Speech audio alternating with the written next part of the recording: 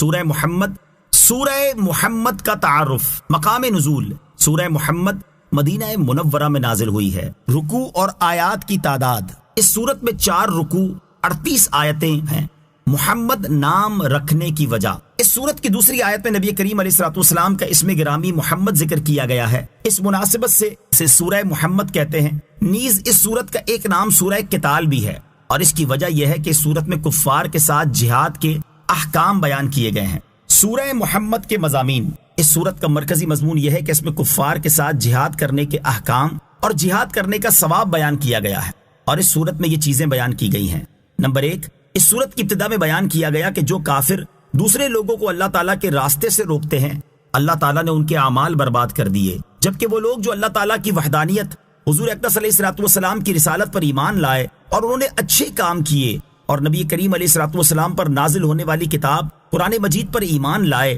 تو اللہ تعالیٰ نے ان کی برائیاں مٹا دیں. اور اس کی وجہ یہ ہے کہ کافروں نے باطل کی پیروی کی اور مسلمانوں نے حق کی پیروی کی. نمبر 2، کفار کے ساتھ جنگ کے دوران انہیں قتل کرنے اور کافر قیدیوں کے بارے میں حکم دیا گیا. جنگ کے دوران شہید ہونے والے مجاہدوں کا ثواب بیان کیا گیا، اور اللہ تعالیٰ نے کفار کے ساتھ جہاد کرنے میں مسلمانوں کی مدد کرنے کی بشارت دی. نمبر 3، کافروں کی رسوائی کی وجہ بیان کی گئی کہ وہ چونکہ اللہ تعالیٰ کی نازل کردہ کتاب کو ناپسند کرتے ہیں اس لیے رسوا ہوئے ہیں. نمبر 4، کفار مکہ کے سامنے سابقہ لوگوں کا انجام بیان کر کے انہیں بتایا گیا کہ ان کا انجام بھی انہی جیسا ہو سکتا ہے. نمبر 5، پرہیزگار مسلمانوں سے جس جنت کا وعدہ کیا گیا ہے اس کے اوصاف بیان کیے گئے. نمبر 6، منافقوں کی صفات بیان کی گئیں اور انہیں بتایا گیا کہ اللہ تعالیٰ ان کے چھپے ہوئے بغض اور کینے کو ظاہر فرما دے گا. نمبر 7، اس سورت کے آخر میں دنیاوی زندگی کی حقیقت اور بخل کرنے کی مذمت بیان کی گئی. سورہ احقاف کے ساتھ مناسبت. سورہ محمد کی اپنے سے ماقبل سورت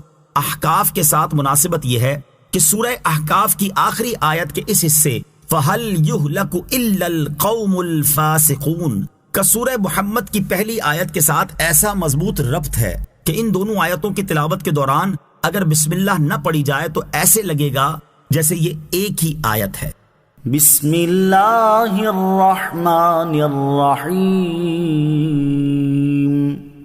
ترجمہ: اللہ کے نام سے شروع جو نہایت مہربان رحمت والا ہے.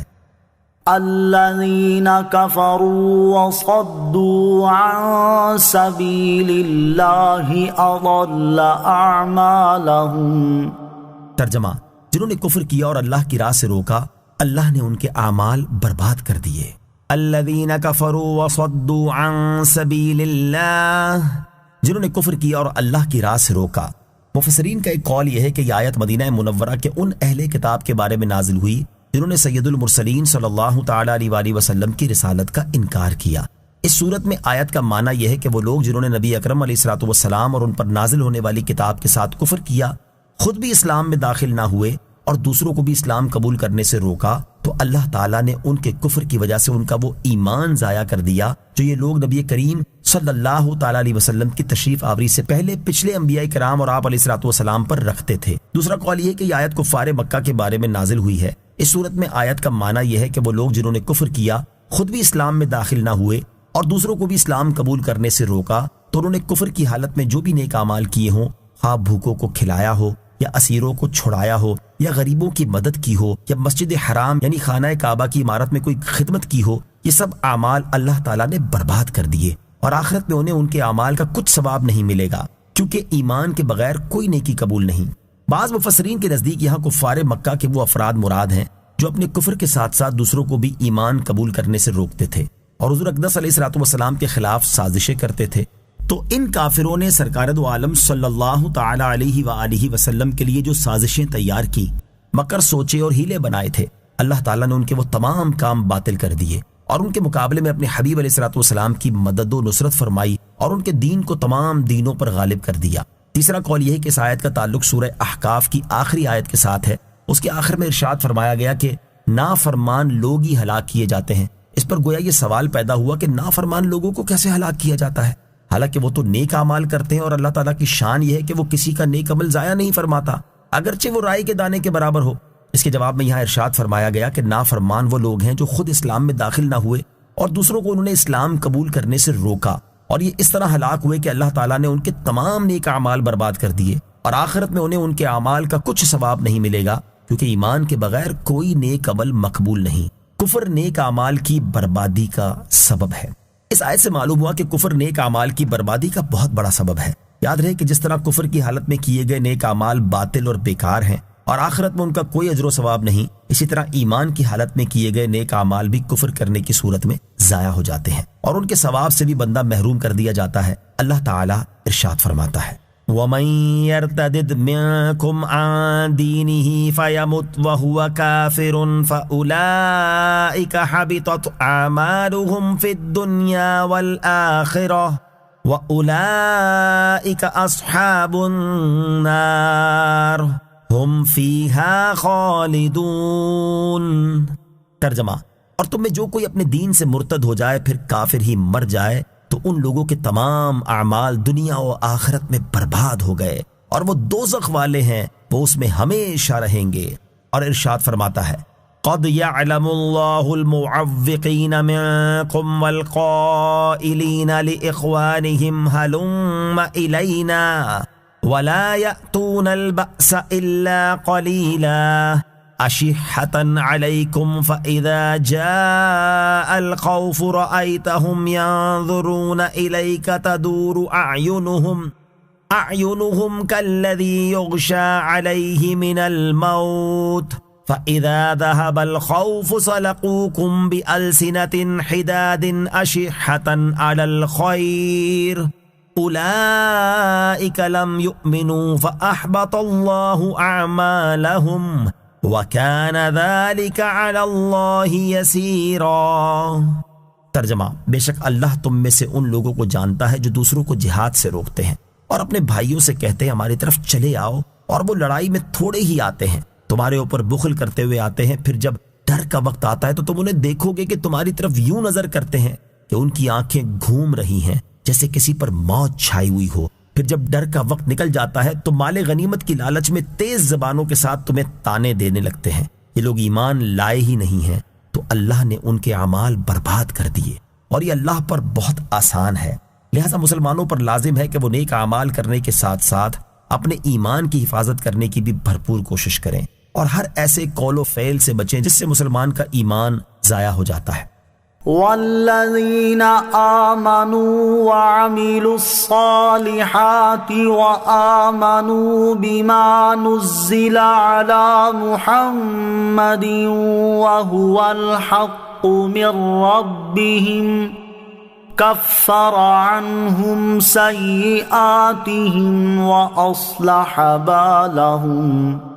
ترجمہ، اور جو ایمان لائے اور انہوں نے اچھے کام کیے اور اس پر ایمان لائے جو محمد پر اتارا گیا اور وہی ان کے رب کے پاس سے حق ہے، تو اللہ نے ان کی برائیاں مٹا دیں اور ان کی حالتوں کی اصلاح فرمائی۔ والذین آمنوا وعملوا الصالحات، اور جو ایمان لائے اور انہوں نے اچھے کام کیے۔ اس سے پہلی آیت میں کافروں کا حال بیان ہوا اور اس آیت میں ایمان والوں کا حال بیان کیا جا رہا ہے۔ سورۃ ارشاد فرمائے کہ جو لوگ ایمان لائے اور انہوں نے اچھے کام کیے اور اس قرآن پاک پر ایمان لائے جو میرے حبیب محمد مصطفیٰ صلی اللہ تعالیٰ علیہ وآلہ وسلم پر اتارا گیا اور وہی ان کے رب عز و جل کے پاس سے حق ہے، تو اس ایمان اور نیک اعمال کی برکت سے اللہ تعالیٰ نے ان کے گناہ بخش دیے اور دینی امور میں توفیق عطا فرما کر اور دنیا میں ان کے دشمنوں کے مقابلے میں ان کی مدد فرما کر ان کی حالتوں کی اصلاح فرمائی۔ حضرت عبداللہ ابن عباس رضی اللہ تعالیٰ عنہما نے فرمایا، یہاں حالتوں کی اصلاح فرمانے سے مراد یہ ہے کہ ان کی زندگی کے دنوں میں ان کی حفاظت فرمائی۔ آیت والذین آمنوا وعملوا الصالحات سے حاصل ہونے والی معلومات۔ اس آیت سے 3 باتیں معلوم ہوئیں۔ نمبر 1، قرآن مجید پر ایمان لانے کو جدا گانا ذکر کرنے سے معلوم ہوا کہ قرآن مجید کی شان انتہائی بلند ہے اور جن پر یہ قرآن نازل ہوا ہے ان کی شان بھی بہت عظیم ہے۔ نمبر 2، ایمان کے لیے ان تمام چیزوں کو ماننا ضروری ہے جو حضور پر نور علیہ الصلوۃ والسلام اللہ تعالیٰ کی طرف سے لائے ہیں۔ اگر کسی نے ان میں سے ایک کا بھی انکار کیا تو کافر ہو جائے گا۔ نمبر 3، ایمان سے زمانہ کفر کے تمام گناہ مٹ جاتے ہیں مگر نیکیاں باقی رہتی ہیں۔ یاد رہے کہ سیئات گناہوں کو کہتے ہیں جبکہ حقوق العباد کو ضائع کرنا دوسری چیز ہے۔ اس لیے ایمان لانے سے زمانہ کفر کے قرض وغیرہ معاف نہیں ہوں گے، بلکہ نو مسلم نے کفر کے زمانے میں جو بندوں کے حقوق تلف کیے ہوں گے وہ اسے بہرحال ادا کرنے ہوں گے۔ ذلك بأن الذين كفروا اتبعوا الباطل وأن الذين آمنوا اتبعوا الحق الحق من ربهم كذلك يضرب الله للناس امثالهم۔ ترجمہ، یہ اس لیے کہ کافر باطل کے پیروکار ہوئے اور ایمان والوں نے حق کی پیروی کی جو ان کے رب کی طرف سے ہے۔ اللہ ان کے حالات لوگوں سے یوں ہی بیان فرماتا ہے، ذَلِكَ بِأَنَّ الَّذِينَ كَفَرُوا اتَّبَعُوا الْبَاطِلَ، یہ اس لیے کہ کافر باطل کے پیروکار ہوئے، یعنی ہم نے جو کافروں کے اعمال ضائع کر دیے، جبکہ ایمان والے نیک بندوں کی خطاؤں سے درگزر فرمایا اور ان کی حالتوں کی اصلاح فرمائی۔ اس کی وجہ یہ ہے کہ کافروں نے باطل کی پیروی کر کے حق کے مقابلے میں باطل کو اختیار کیا، اور ایمان والوں نے اس حق کی پیروی کی جو ان کے رب عز و جل کی طرف سے ہے۔ اور اللہ تعالیٰ لوگوں کے سامنے دونوں گروہوں کے حالات یوں ہی بیان فرماتا ہے کہ کافروں کے عمل ضائع ہیں اور ایمانداروں کی لغزشیں بھی بخش دی جائیں گی، تاکہ وہ ان سے عبرت حاصل کرے اور کفار کی خصلتوں سے بچ کر مومنین کے طریقے اختیار کریں۔ یاد رہے کہ یہاں آیت میں باطل سے مراد شیطان یا نفس امارہ یا برے سردار ہیں، اور حق سے مراد اللہ تعالیٰ کی کتاب اور رسول کریم صلی اللہ تعالی علیہ وسلم کی سنت ہے۔ امت کا اجماع اور مجتہد علماء کا قیاس چونکہ سنت کے ساتھ لاحق ہے، اس لیے یہ بھی حق میں داخل ہے۔ یا حق سے مراد حضور انور علیہ الصلوۃ ہے، کیونکہ حضور پرنور علیہ الصلوۃ کا ہر قول اور فعل شریف برحق ہے، اور حق حضور اکرم علیہ الصلوۃ سے ایسا وابستہ ہے جیسے نور سورج سے یا خوشبو پھول سے وابستہ ہے۔ فَإِذَا لَقِيتُمُ الَّذِينَ كَفَرُوا فَضَرْبَ الرِّقَابِ حَتَّى إِذَا أَثْخَنتُمُوهُمْ فَشُدُّوا الْوَثَاقَ فَإِمَّا مَنًّا بَعْدُ وَإِمَّا فِدَاءً حَتَّى تَضَعَ الْحَرْبُ أَوْزَارَهَا ذَلِكَ وَلَوْ يَشَاءُ اللَّهُ لَانتَصَرَ مِنْهُمْ وَلَكِنْ لِيَبْلُوَ بَعْضَكُمْ بِبَعْضٍ وَالَّذِينَ قُتِلُوا فِي سَبِيلِ اللَّهِ فَلَنْ يُضِلَّ أَعْمَالَهُمْ سَيَهْدِيهِمْ وَيُصْلِحُ بَالَهُمْ وَيُدْخِلُهُمُ الْجَنَّةَ عَرَّفَهَا لَهُمْ۔ ترجمہ، تو جب کافروں سے تمہارا سامنا ہو تو گردنیں مارو، یہاں تک کہ جب تم انہیں خوب قتل کر لو تو قیدیوں کو مضبوطی سے باندھ دو، پھر اس کے بعد چاہے احسان کر کے چھوڑ دو یا فدیہ لے لو، یہاں تک کہ لڑائی اپنے بوجھ رکھ دے۔ حکم یہی ہے کہ اگر اللہ تعالیٰ چاہتا تو آپ ہی ان سے بدلہ لے لیتا، مگر تمہیں قتال کا حکم دیا تاکہ تم میں سے ایک کو دوسرے کے ذریعے جانچے، اور جو اللہ کی راہ میں مارے گئے اللہ ہرگز ان کے عمل کو ضائع نہیں فرمائے گا۔ ان قریب اللہ انہیں راستہ دکھائے گا اور ان کے حال کی اصلاح فرمائے گا اور انہیں جنت میں داخل فرمائے گا۔ اللہ نے انہیں اس کی پہچان کروا دی تھی۔ فَإِذَا لَقِيتُمُ الَّذِينَ كَفَرُوا فَضَرَبَ الرِّقَابِ، تو جب کافروں سے تمہارا سامنا ہو تو گردنیں مارو، یعنی جب کافروں اور ایمان والوں کا حال یہ ہے جو بیان ہوا، تو اے ایمان والوں جب کافروں کے ساتھ تمہاری جنگ ہو تو اس دوران لڑنے والے کافروں کی کوئی رعایت نہ کرو، بلکہ انہیں قتل کرو، یہاں تک کہ جب تم انہیں کثرت سے قتل کر لو، جس کی حد یہ ہے کہ کافروں کا زور ٹوٹ جائے اور مسلمانوں پر غالب آنے کا امکان نہ رہے اور باقی رہ جانے والوں کو قید کرنے کا موقع آ جائے، تو اس وقت انہیں مضبوطی سے باندھ دو تاکہ وہ بھاگ نہ سکیں۔ قید کرنے کے بعد تمہیں دو باتوں کا اختیار ہے، چاہے ان قیدیوں پر احسان کر کے انہیں کوئی فدیہ لیے بغیر چھوڑ دو، یا ان سے فدیہ لے لو۔ یہ قتل اور قید کرنے کا حکم اس وقت تک ہے کہ لڑائی کرنے والے کافر اپنا اسلحہ رکھ دیں اور اس طرح جنگ ختم ہو جائے کہ مشرکین مسلمانوں کی اطاعت قبول کر لیں یا اسلام لائیں۔ اللہ تعالیٰ کا یہی حکم ہے۔ وَلَوْ يَشَاءُ اللَّهُ لَانتَصَرَ مِنْهُمْ، اور اللہ چاہتا تو آپ ہی ان سے بدلہ لے لیتا۔ یہاں جہاد کا حکم دینے کی حکمت بیان کی جا رہی ہے کہ اگر اللہ تعالیٰ چاہتا تو جنگ کے بغیر ہی کافروں کو زمین میں دھسا کر یا ان پر پتھر برسا کر یا اور کسی طرح خود ہی ان سے بدلہ لے لیتا، جیسا کہ پچھلی قوموں کے ساتھ ایسا ہو چکا ہے۔ لیکن اللہ تعالیٰ نے ایسا نہیں چاہا، بلکہ اس نے تمہیں جہاد کا حکم دیا تاکہ کافروں کے ذریعے مومنوں کو جانچے کہ وہ اس کی راہ میں جہاد کرتے ہیں یا نہیں، کیونکہ اگر وہ جہاد کرتے ہیں تو عظیم ثواب کے مستحق ہو جائیں گے، اور دوسری طرف مومنوں کے ذریعے کافروں کو جانچے کہ وہ حق کا اقرار کرتے ہیں یا نہیں، اور اس میں یہ حکمت بھی کہ تمہارے ہاتھوں انہیں کچھ عذاب جلدی پہنچ جائے اور ان میں سے بعض کافر اس سے نصیحت حاصل کر کے اسلام قبول کر لیں۔ اللہ تعالیٰ کی جانچ سے کیا مراد ہے؟ یاد رہے کہ اللہ تعالیٰ اپنے ازلی علم سے جانتا ہے کہ کون سا مسلمان اس کی راہ میں جہاد کرے گا اور کون سا کافر اسلام قبول کرے گا۔ اور یہاں اللہ تعالیٰ کے جانچنے سے یہ ہرگز مراد نہیں کہ اللہ تعالیٰ کو پہلے معلوم نہ تھا اور اس جانچ کے ذریعے سے معلوم ہوا، بلکہ اس جانچ سے مراد یہ ہے کہ اللہ تعالیٰ لوگوں کے ساتھ ایسا معاملہ فرماتا ہے جیسا امتحان لینے اور آزمانے والا کرتا ہے، تاکہ فرشتوں اور جن و انس کے سامنے معاملہ ظاہر ہو جائے۔ والذین قتلوا فی سبیل اللہ، اور جو اللہ کی راہ میں مارے گئے۔ جنگ کے دوران چونکہ مسلمان شہید بھی ہوتے ہیں، اس لیے یہاں سے شہیدوں کی فضیلت بیان کی جا رہی ہے۔ چنانچہ آیت کے اس حصے اور اس کے بعد والی 2 آیات کا خلاصہ یہ ہے کہ وہ لوگ جو اللہ تعالیٰ کی راہ میں شہید ہو گئے، اللہ تعالیٰ ہرگز ان کے عمل ضائع نہیں فرمائے گا، بلکہ ان کے اعمال کا ثواب پورا دے گا، اور ان قریب اللہ تعالیٰ انہیں بلند درجات کا راستہ دکھائے گا اور ان کے اعمال قبول کر کے ان کے حال کی اصلاح فرمائے گا اور انہیں جنت میں داخل فرمائے گا۔ اللہ تعالیٰ نے انہیں اس کی پہچان کروا دی تھی، اس لیے وہ جنت کی منازل میں اس نا آشنا کی طرح نہ پہنچیں گے جو کسی مقام پر جاتا ہے تو اسے ہر چیز کے بارے میں دریافت کرنے کی حاجت درپیش ہوتی ہے، بلکہ وہ واقف کاروں کی طرح داخل ہوں گے، اپنے منازل اور مساکن پہچانتے ہوں گے، اپنی زوجہ اور خدام کو جانتے ہوں گے، ہر چیز کا مقام ان کے علم میں ہوگا، گویا کہ وہ ہمیشہ سے یہیں کے رہنے بسنے والے ہیں۔ شہید کے فضائل، احادیث میں بھی شہید کے بہت فضائل بیان کیے گئے، یہاں ان میں سے 2 احادیث ملاحظہ ہوں۔ نمبر 1 ترمذی شریف کی حدیث ہے، حضرت مقدام بن معدی کرب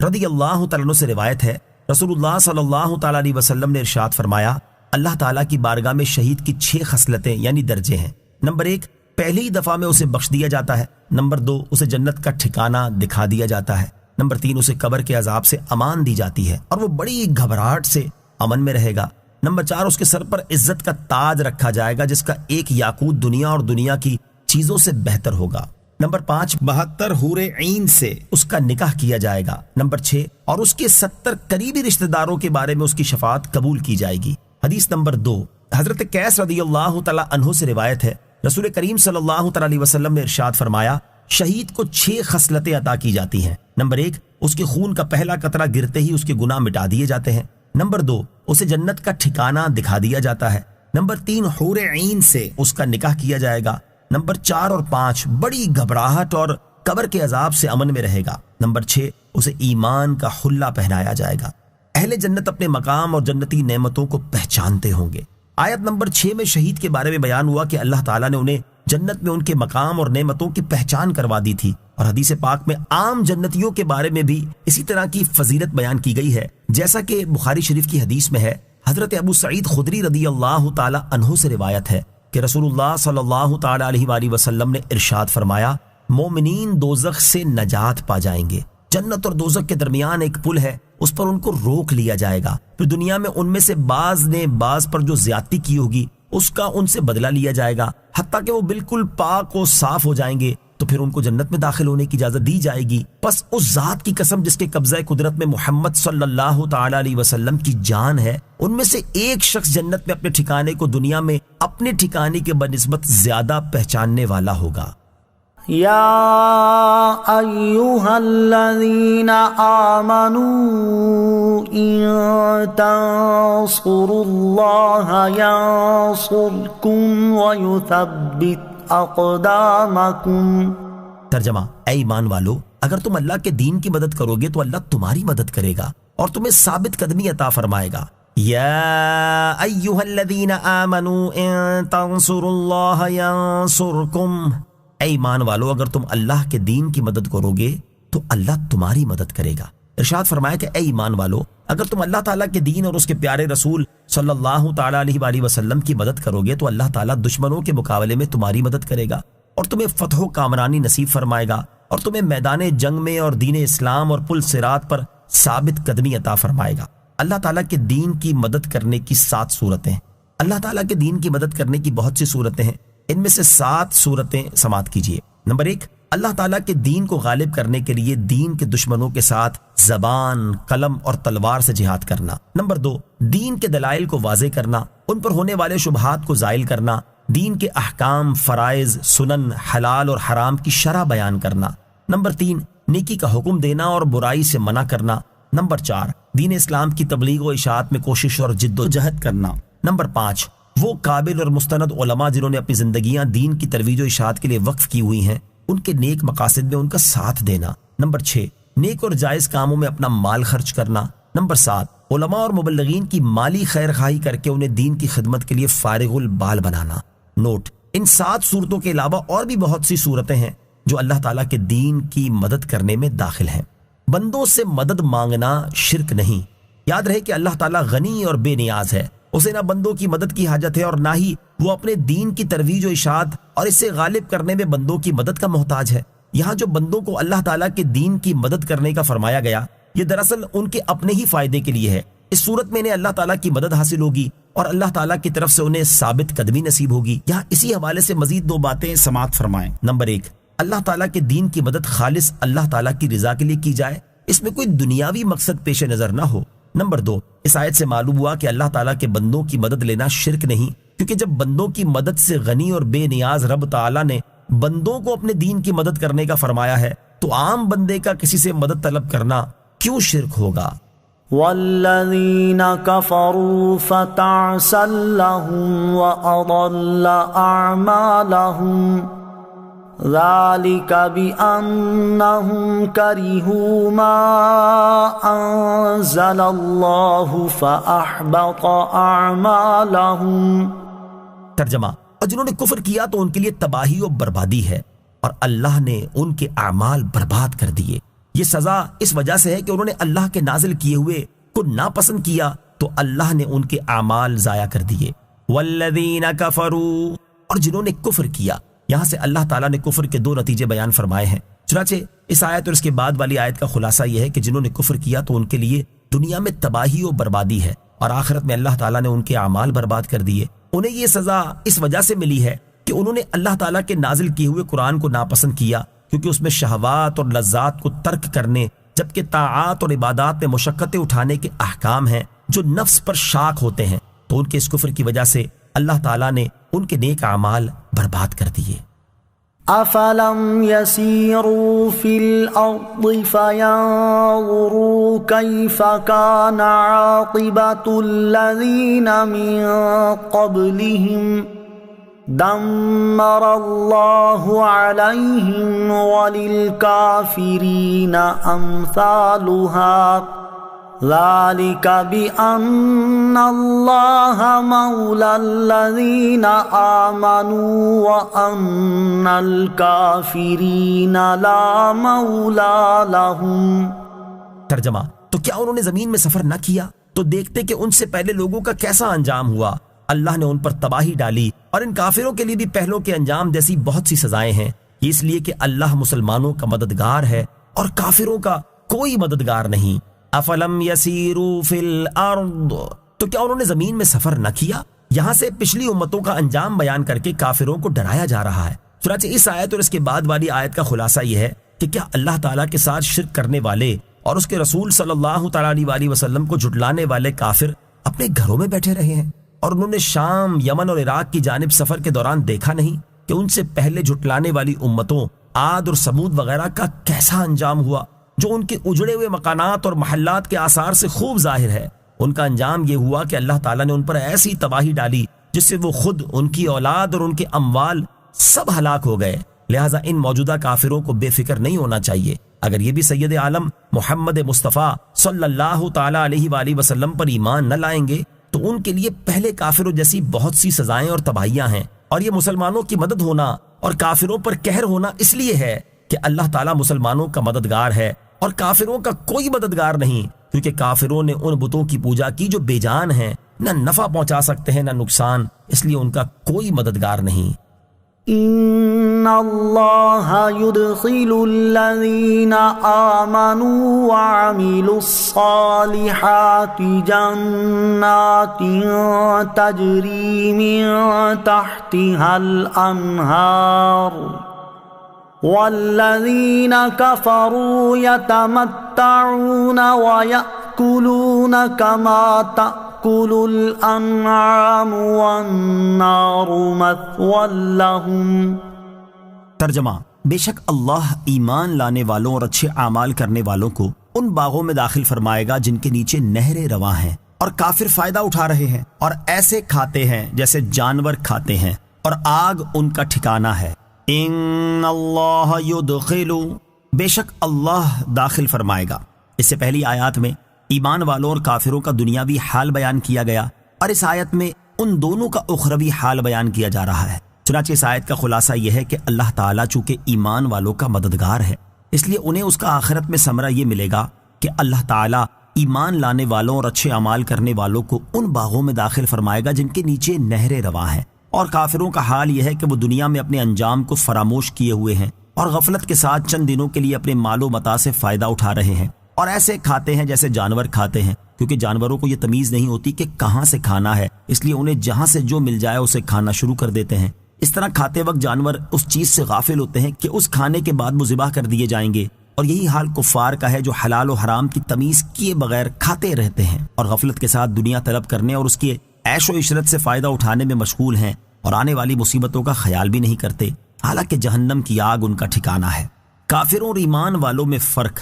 علامہ اسماعیل حقی رحمۃ اللہ تعالی علیہ فرماتے ہیں، اس کا حاصل یہ ہے کہ کافر صرف اپنے پیٹ اور شرمگاہ کی شہوت کو پورا کرنے میں لگے رہتے ہیں اور آخرت کی جانب کوئی توجہ نہیں کرتے، تو انہوں نے اپنے دنوں کو کفر اور گناہوں میں ضائع کر دیا اور دنیا میں جانوروں کی طرح کھاتے پیتے رہے، جبکہ ایمان والے اللہ تعالیٰ کی اطاعت و فرما برداری کرتے ہیں، ریاضت اور مجاہدے کرنے میں مشغول رہتے ہیں، اسی لیے اللہ تعالیٰ نے انہیں عالی شان جنتیں عطا فرما کر ان پر احسان فرمایا، اور یہیں سے سید المرسلین صلی اللہ تعالیٰ علیہ وآلہ وسلم کے اس فرمان دنیا مومن کا قید خانہ اور کافر کی جنت ہے کا راز ظاہر ہوا کہ مومن اس چیز کو پہچانتا ہے کہ دنیا قید خانہ ہے اور اس کی نعمتیں ظاہر ہونے والی ہیں، اس لیے وہ اپنے نفس کو اللہ تعالیٰ کی اطاعت کا پابند بنا دیتا ہے، جس کے نتیجے میں اسے اللہ تعالیٰ کی طرف سے جنت اور اس کی ہمیشہ باقی رہنے والی نعمتیں نصیب ہوتی ہیں۔ اور کافر چونکہ آخرت کا منکر ہے، اس لیے وہ دنیا میں لذتوں اور عیش و عشرت میں مشغول ہوا تو اس کے لیے آخرت میں جہنم کی قید اور زقوم کھانے کے سوا کچھ باقی نہ بچا۔ افسوس، فی زمانہ مسلمانوں کی غفلت کا حال بھی کچھ کم نظر نہیں آتا، اور ان کا حال دیکھ کر یہ نظر آتا ہے کہ وہ موت کے بعد قبر و حشر کے ہولناک احوال سے بے فکر ہیں، اللہ تعالیٰ کی بارگاہ میں ہونے والی پیشی اور اعمال کے حساب سے غافل ہیں، اور ان کا مقصود صرف دنیا کے عیش و عشرت سے لطف اندوز ہونا اور اس کی زیب و زینت سے فائدہ اٹھانا ہے۔ اللہ تعالیٰ انہیں ہدایت اور عقل سلیم عطا فرمائے، آمین۔ مومن اور کافر کے کھانے میں فرق، یہاں آیت کی مناسبت سے مومن اور کافر کے کھانے میں 4 فرق بیان کیے جاتے ہیں۔ نمبر 1، سچا مسلمان کھانے سے پہلے حلال و حرام کی تمیز کرتا ہے کہ کیا میرے لیے اس کا کھانا شرعاً جائز بھی ہے یا نہیں، جبکہ کافر جانوروں کی طرح حلال و حرام کی تمیز کیے بغیر کھاتا رہتا ہے۔ نمبر 2، کافر کی نظر جانوروں کی طرح ہر وقت کھانے پینے میں رہتی ہے، جبکہ مومن کی نگاہ ذکر و فکر میں رہتی ہے۔ نمبر 3، کافر کھانے پینے کا حریص ہوتا ہے جبکہ مومن قناعت کرنے والا ہوتا ہے۔ نمبر 4، کافر جانور کی طرح اپنے انجام سے غافل رہتے ہوئے کھاتا پیتا ہے، جبکہ مومن اپنے انجام پر نگاہ رکھتے اور اس کی فکر کرتے ہوئے کھاتا ہے۔ یاد رہے کہ دنیا کی نعمتوں سے لطف اندوز ہونا برا نہیں، بلکہ برا یہ ہے کہ حلال و حرام کی تمیز کیے بغیر جو کچھ ملے اس سے فائدہ اٹھانا شروع کر دیا جائے۔ یوں ہی برا یہ ہے کہ نعمتوں میں مشغول ہو کر اپنی آخرت کو فراموش کر دیا جائے۔ برا یہ ہے کہ نعمتوں میں کھو کر بندہ اپنے انجام سے غافل ہو جائے۔ اس لیے جو مسلمان اپنے انجام کی فکر کرتے ہوئے اور آخرت کو بہتر بنانے کی تیاری کرتے ہوئے دنیا کی جائز و حلال نعمتوں سے فائدہ اٹھاتا ہے، اس میں کوئی برائی نہیں، اور جو مسلمان حلال و حرام کی پرواہ کیے بغیر نعمتوں سے لطف اندوز ہوتا ہے یا اپنی آخرت اور انجام سے بے فکر ہو کر نعمتوں سے لطف اندوز ہونے میں مشغول رہتا ہے، وہ ضرور برا ہے۔ وَكَأَيِّن مِّن قَرْيَةٍ هِيَ أَشَدُّ قُوَّةً مِّن قَرْيَتِكَ الَّتِي أَخْرَجَتْكَ أَهْلَكْنَاهُمْ فَلَا نَاصِرَ لَهُمْ۔ ترجمہ، اور کتنے ایسے شہر ہیں جو تمہارے اس شہر سے زیادہ قوت والے تھے جس نے تمہیں باہر نکال دیا، ہم نے انہیں ہلاک کر دیا تو ان کے لیے کوئی مددگار نہیں۔ وَكَأَيِّن مِّن قَرْيَةٍ هِيَ أَشَدُّ قُوَّةً مِّن قَرْيَتِكَ،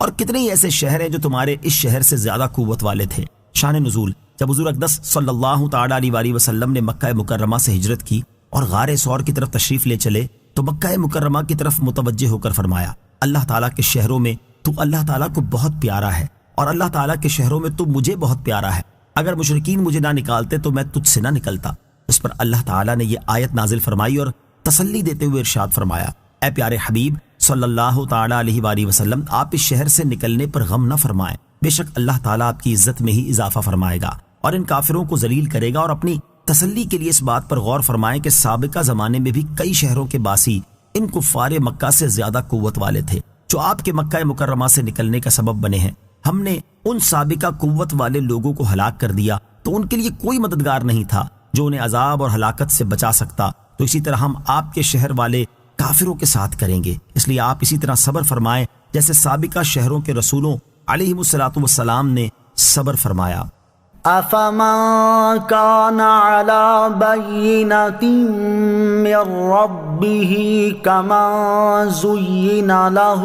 سوء عمله واتبعوا أهواءهم۔ ترجمہ، تو جو شخص اپنے رب کی طرف سے روشن دلیل پر ہو، کیا وہ اس جیسا ہوگا جس کے برے عمل اس کے لیے خوبصورت بنا دیے گئے اور وہ اپنی خواہشوں کے پیچھے چلے؟ افمن كان على بينة من ربه، تو کیا جو شخص اپنے رب کی طرف سے روشن دلیل پر ہو۔ یہاں سے دوبارہ مومنوں اور کافروں کے احوال بیان کر کے ان میں فرق واضح کیا جا رہا ہے۔ چنانچہ اس آیت کا خلاصہ یہ ہے کہ اپنے رب عز و جل کی طرف سے روشن دلیل پر ہونے والے شخص سے مراد مومن ہے، کیونکہ وہ اپنی مثل بنا کر دکھانے سے عاجز کر دینے والے قرآن مجید اور نبی کریم صلی اللہ تعالی علیہ وآلہ وسلم کے معجزات کی مضبوط دلیل پر کامل یقین اور سچا جزم رکھتا ہے۔ تو جو شخص اپنے رب عز و جل کی طرف سے روشن دلیل پر ہو، کیا وہ اس کافر مشرک جیسا ہوگا جس کے برے عمل اس کے لیے خوبصورت بنا دیے گئے اور وہ اپنی خواہشوں کے پیچھے چلنے لگا اور اس نے کفر و بت پرستی اختیار کی؟ ہرگز وہ مومن اور یہ کافر ایک سے نہیں ہو سکتے، اور ان دونوں میں کچھ بھی نسبت نہیں ہے۔ مثل الجنة التي وعد المتقون فيها أنهار من ماء غير آسن وأنهار من لبن لم يتغير طعمه وأنهار من خمر لذة للشاربين وأنهار من عسل مصفى وَلَهُمْ فِيهَا مِن كُلِّ الثَّمَرَاتِ وَمَغْفِرَةٌ مِّن رَّبِّهِمْ كَمَنْ هُوَ خَالِدٌ فِي النَّارِ وَسُقُوا مَاءً حَمِيمًا فَقَطَّعَ أَمْعَاءَهُمْ۔ ترجمہ، اس جنت کا حال جس کا پرہیزگاروں سے وعدہ کیا گیا ہے یہ ہے کہ اس میں خراب نہ ہونے والے پانی کی نہریں ہیں، اور ایسے دودھ کی نہریں ہیں جس کا مزہ نہ بدلے، اور ایسی شراب کی نہریں ہیں جو پینے والوں کے لیے سراسر لذت ہے، اور صاف شفاف شہد کی نہریں ہیں، اور ان کے لیے اس میں ہر قسم کے پھل اور ان کے رب کی طرف سے مغفرت ہے۔ کیا یہ جنتی اس کے برابر ہو سکتا ہے جو ہمیشہ آگ میں رہنے والا ہے اور انہیں کھولتا پانی پلایا جائے گا تو وہ ان کی آنتوں کے ٹکڑے ٹکڑے کر دے گا۔ مثل الجنت التي وعد المتقون، اس جنت کا حال جس کا پرہیزگاروں سے وعدہ کیا گیا ہے۔ اس آیت کا خلاصہ یہ ہے کہ جس جنت کا پرہیزگاروں سے وعدہ کیا گیا ہے اس کا ایک وصف یہ ہے کہ اس میں ایسے پانی کی نہریں ہیں جو انتہائی لطیف، نہ سڑتا ہے، نہ اس کی بو بدلتی ہے، اور نہ ہی اس کے ذائقے میں فرق آتا ہے۔ دوسرا وصف یہ ہے کہ اس میں ایسے دودھ کی نہریں ہیں جس کا مزہ نہیں بدلتا، جبکہ دنیا کے دودھ کا حال اس کے برخلاف ہے کہ وہ خراب ہو جاتا ہے۔ تیسرا وصف یہ ہے کہ اس جنت میں ایسی شراب کی نہریں ہیں جو پینے والوں کے لیے خالص لذت ہی لذت ہے، وہ دنیا کی شرابوں کی طرح خراب ذائقے والی نہیں ہے، اور نہ ہی اس میں میل کچیل ہے، نہ خراب چیزوں کی آمیزش ہے، نہ وہ سڑ کر بنی ہے، نہ اس کے پینے سے عقل زائل ہوتی، نہ سر چکراتا ہے، نہ خمار آتا ہے، اور نہ ہی درد سر پیدا ہوتا ہے۔ یہ سب آفتیں دنیا ہی کی شراب میں ہیں، جبکہ جنت کی شراب ان سب عیوب سے پاک، انتہائی لذیذ، فرحت بخش اور خوشگوار ہے۔ چوتھا وصف یہ ہے کہ اس میں صاف شفاف شہد کی نہریں ہیں، یعنی وہ شہد صاف ہی پیدا کیا گیا، دنیا کے شہد کی طرح نہیں جو مکھی کے پیٹ سے نکلتا ہے اور اس میں موم وغیرہ کی آمیزش ہوتی ہے۔ پانچواں وصف یہ ہے کہ اس جنت میں پرہیزگاروں کے لیے ہر قسم کے پھل اور ان کے رب عز و جل کی طرف سے مغفرت ہے کہ وہ رب ان پر احسان فرماتا ہے اور ان سے راضی ہے، اور ان پر سے تمام تکلیفی احکام اٹھا لیے گئے ہیں۔ وہ جنتی جو چاہیں کھائیں، جتنا چاہے کھائیں، وہاں کوئی حساب نہیں ہوگا۔ تو کیا ایسے سخ چین والا شخص اس کافر کے برابر ہو سکتا ہے جو ہمیشہ آگ میں رہنے والا ہے اور انہیں کھولتا پانی پلایا جائے گا جو پیٹ میں جاتے ہی ان کی آنتوں کے ٹکڑے ٹکڑے کر دے گا؟ ہرگز یہ دونوں برابر نہیں ہیں، بلکہ ان میں انتہائی فرق ہے۔ وَمِنْهُمْ مَنْ يَسْتَمِعُ إِلَيْكَ حَتَّى إِذَا خَرَجُوا مِنْ عِنْدِكَ قَالُوا لِلَّذِينَ أُوتُوا الْعِلْمَ مَاذَا قَالَ آنِفًا أولئك الذين طبع الله على قلوبهم واتبعوا أهواءهم۔ ترجمہ، اور لوگوں میں سے کچھ وہ ہیں جو تمہاری طرف کان لگا کر سنتے ہیں، یہاں تک کہ جب تمہارے پاس سے نکل کر جاتے ہیں تو علم والوں سے کہتے ہیں ابھی انہوں نے کیا کہا۔ یہی وہ لوگ ہیں جن کے دلوں پر اللہ نے مہر لگا دی اور وہ اپنی خواہشوں کے تابع ہو گئے۔ وَمِنْهُمْ مَنْ يَسْتَمِعُ إِلَيْكَ، اور لوگوں میں سے کچھ وہ ہیں جو تمہاری طرف کان لگا کر سنتے ہیں۔ اس سے پہلی آیات میں کافر کا حال بیان کیا گیا اور اب یہاں سے منافق کا حال بیان کیا جا رہا ہے۔ چنانچہ اس آیت کا خلاصہ یہ ہے کہ پیارے حبیب علیہ الصلوۃ والسلام، لوگوں میں سے کچھ وہ ہیں جو خطبہ وغیرہ میں حقیقت میں انتہائی بے توجہی کے ساتھ لیکن ظاہر میں بڑے غور سے آپ کے ارشادات سنتے ہیں تاکہ لوگ انہیں مخلص مسلمان سمجھیں۔ یہاں تک کہ جب یہ منافق لوگ آپ کے پاس سے نکل کر جاتے ہیں تو علمی مقام رکھنے والے صحابہ کرام جیسے حضرت عبداللہ بن مسعود وغیرہ سے مذاق اڑانے کے طور پر کہتے ہیں ابھی نبی کریم علیہ الصلوۃ والسلام نے کیا فرمایا ہے، کیونکہ ہم آپ کی باتیں سمجھ نہیں سکے۔ ان منافقوں کا طرز عمل بیان کرنے کے بعد ان کے بارے میں اللہ تعالیٰ ارشاد فرماتا ہے کہ یہی وہ لوگ ہیں جنہوں نے حق کی پیروی کرنا ترک کر دی تو ان کے دلوں پر اللہ تعالیٰ نے مہر لگا دی اور ان کے دلوں کو مردہ کر دیا، جس کا نتیجہ یہ ہوا کہ وہ اخلاص کے ساتھ ایمان نہ لائے، تاجدار رسالت صلی اللہ تعالیٰ علیہ وسلم کے ارشادات سن کر ان سے نفع نہ اٹھایا، اپنی باطل خواہشوں کے تابع ہو گئے اور نفاق کو اختیار کیا۔ والذین اہتدوا زادہم ہدی وآتاہم تقواہم۔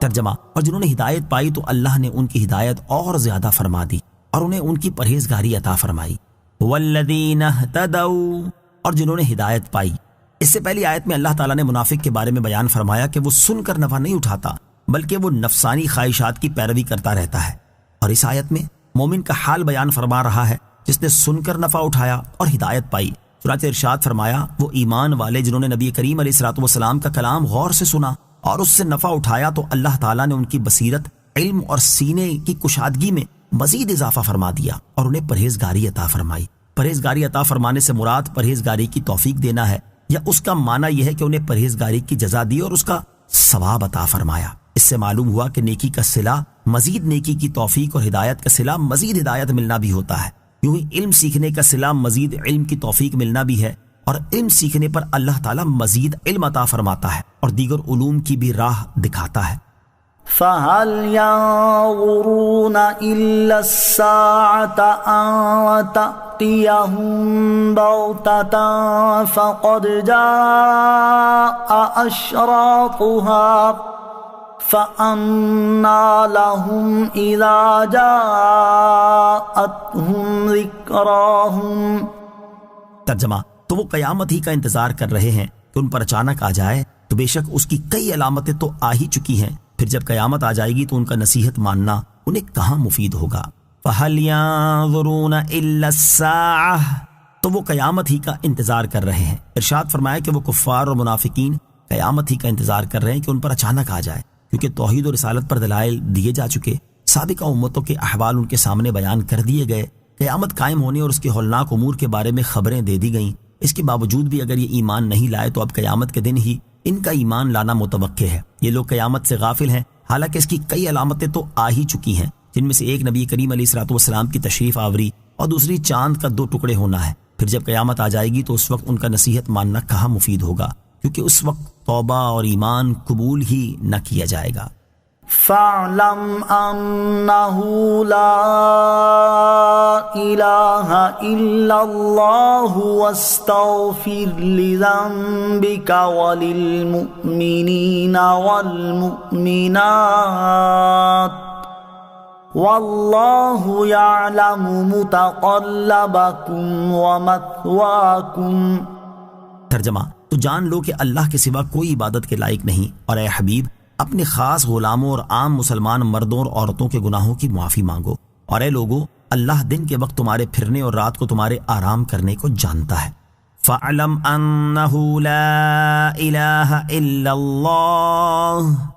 تو جان لو کہ اللہ کے سوا کوئی عبادت کے لائق نہیں، یعنی جب آپ نے جان لیا کہ قیامت قائم ہوتے وقت نصیحت حاصل کرنے سے کوئی فائدہ نہ ہوگا تو آپ اللہ تعالیٰ کی وحدانیت کے بارے میں جو علم اور یقین رکھتے ہیں اس پر قائم رہیں، کیونکہ یہ قیامت کے دن ضرور نفع دے گا۔ وَاسْتَغْفِرْ لِذَنبِكَ وَلِلْمُؤْمِنِينَ وَالْمُؤْمِنَاتِ، اور اے حبیب اپنے خاص غلاموں اور عام مسلمان مردوں اور عورتوں کے گناہوں کی معافی مانگو۔ یہاں آیت میں اگر خطاب حضور اقدس صلی اللہ تعالیٰ علیہ وسلم سے ہو تو اس کا یہ مطلب نہیں ہوگا کہ نبی کریم علیہ السلام سے کوئی گناہ ہوا تھا جس کی معافی مانگنے کا فرمایا گیا، کیونکہ آپ یقینی طور پر گناہوں سے معصوم ہیں، بلکہ یہ کسی دوسرے مقصد کے پیش نظر فرمایا گیا ہوگا، جیسا کہ امام جلال الدین سیوطی رحمۃ اللہ تعالی علیہ فرماتے ہیں نبی کریم صلی اللہ تعالیٰ علیہ وسلم گناہوں سے معصوم ہیں، اس کے باوجود آپ کو گناہ سے مغفرت طلب کرنے کا فرمایا گیا۔ یہ امت کی تعلیم کے لیے ہے تاکہ اس معاملے میں امت آپ کی پیروی کرے، اور نبی کریم صلی اللہ تعالیٰ علیہ وسلم نے مغفرت طلب بھی کی ہے۔ چنانچہ ارشاد فرمایا میں روزانہ 100 مرتبہ اللہ تعالیٰ کی بارگاہ میں استغفار کرتا ہوں۔ علامہ احمد ساوی رحمۃ اللہ تعالی لکھتے ہیں یہاں حضور اقدس صلی اللہ تعالیٰ علیہ وسلم کی طرف ذنب کی جو نسبت کی گئی، اس سے مراد آپ کے اہل بیت کی خطائیں ہیں۔ نیز اس آیت میں امت کے لیے بھی بشارت ہے، کیونکہ اللہ تعالیٰ نے نبی کریم علیہ السلام سے فرمایا کہ مسلمان مردوں اور عورتوں کے گناہوں کی بھی مغفرت طلب فرمائیں، اور آپ کی شان یہ ہے کہ آپ شفاعت فرمانے والے اور مقبول الشفاعت ہیں، تو آپ جس کی مغفرت طلب فرمائیں گے وہ اللہ تعالیٰ کے فضل و کرم سے ضرور قبول ہوگی۔ نوٹ: اس مسئلے کے بارے میں مزید معلومات حاصل کرنے کے لیے پارہ 24 سورہ مومن آیت نمبر 55 کے تحت مذکور تفسیر سماعت فرمائیں۔ واللہ یعلم،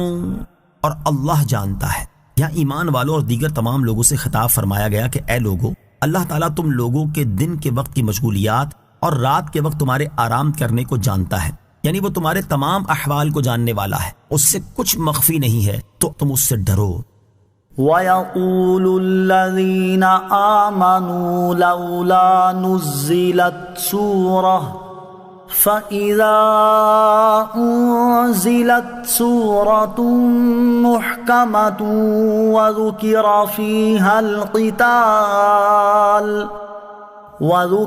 فِيهَا الْقِتَالُ رَأَيْتَ الَّذِينَ فِي قُلُوبِهِم مَّرَضٌ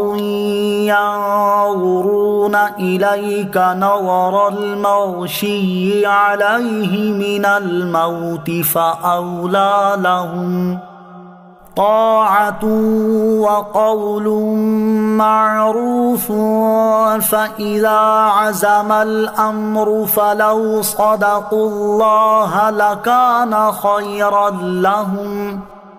ترجمہ: اور مسلمان کہتے ہیں کوئی صورت کیوں نہیں اتاری گئی؟ پھر جب کوئی واضح صورت اتاری جاتی ہے اور اس میں جہاد کا حکم دیا جاتا ہے تو تم ان لوگوں کو دیکھو گے جن کے دلوں میں بیماری ہے کہ تمہاری طرف ایسے دیکھتے ہیں جیسے وہ دیکھتا ہے جس پر موت چھائی ہوئی ہو، تو ان کے لیے بہتر تھا فرما برداری کرنا اور اچھی بات کہنا۔ پھر جب جہاد کا حکم قطعی ہو گیا تو اگر اللہ سے سچے رہتے تو یہ ان کے لیے بہتر ہوتا۔ وَيَقُولُ الَّذِينَ آمَنُوا، اور مسلمان کہتے ہیں۔ شان نزول: ایمان والوں کو اللہ تعالیٰ کی راہ میں جہاد کرنے کا بہت ہی شوق تھا، اور اسی شوق کی بنا پر وہ کہتے تھے کہ ایسی صورت کیوں نہیں اترتی جس میں جہاد کا حکم ہو تاکہ ہم جہاد کریں، اور یہی بات منافق بھی کہہ دیا کرتے تھے۔ اس پر یہ آیت کریمہ نازل ہوئی، اور اس آیت اور اس کے بعد والی آیت میں ارشاد فرمایا گیا کہ مسلمان کہتے ہیں کوئی صورت کیوں نہیں اتاری گئی۔ پھر جب کوئی واضح صورت اتاری جاتی ہے جس کا معنی واضح ہو اور اس کا کوئی حکم منسوخ ہونے والا نہ ہو اور اس میں جہاد کا حکم دیا گیا ہو، تو تم دلوں میں منافقت کا مرض رکھنے والوں کو دیکھو گے کہ وہ پریشان ہو کر تمہاری طرف ایسے دیکھتے ہیں جیسے وہ شخص دیکھتا ہے جس پر موت کے وقت غشی چھائی ہوئی ہو۔ حالانکہ اگر یہ اس وقت اللہ تعالیٰ اور رسول کریم علیہ السلام کی فرما برداری کرتے اور اچھی بات کہتے تو یہ ان کے لیے بہتر تھا۔ تو جب جہاد کا حکم قطعی ہو گیا اور جہاد فرض کر دیا گیا تو منافقوں نے اس سے جان چھڑانے کے لیے کوششیں شروع کر دیں۔ حالانکہ اگر یہ ایمان اور اطاعت پر قائم رہ کر اللہ تعالیٰ سے کیے ہوئے وعدے میں سچے رہتے تو یہ ان کے لیے بہتر ہوتا۔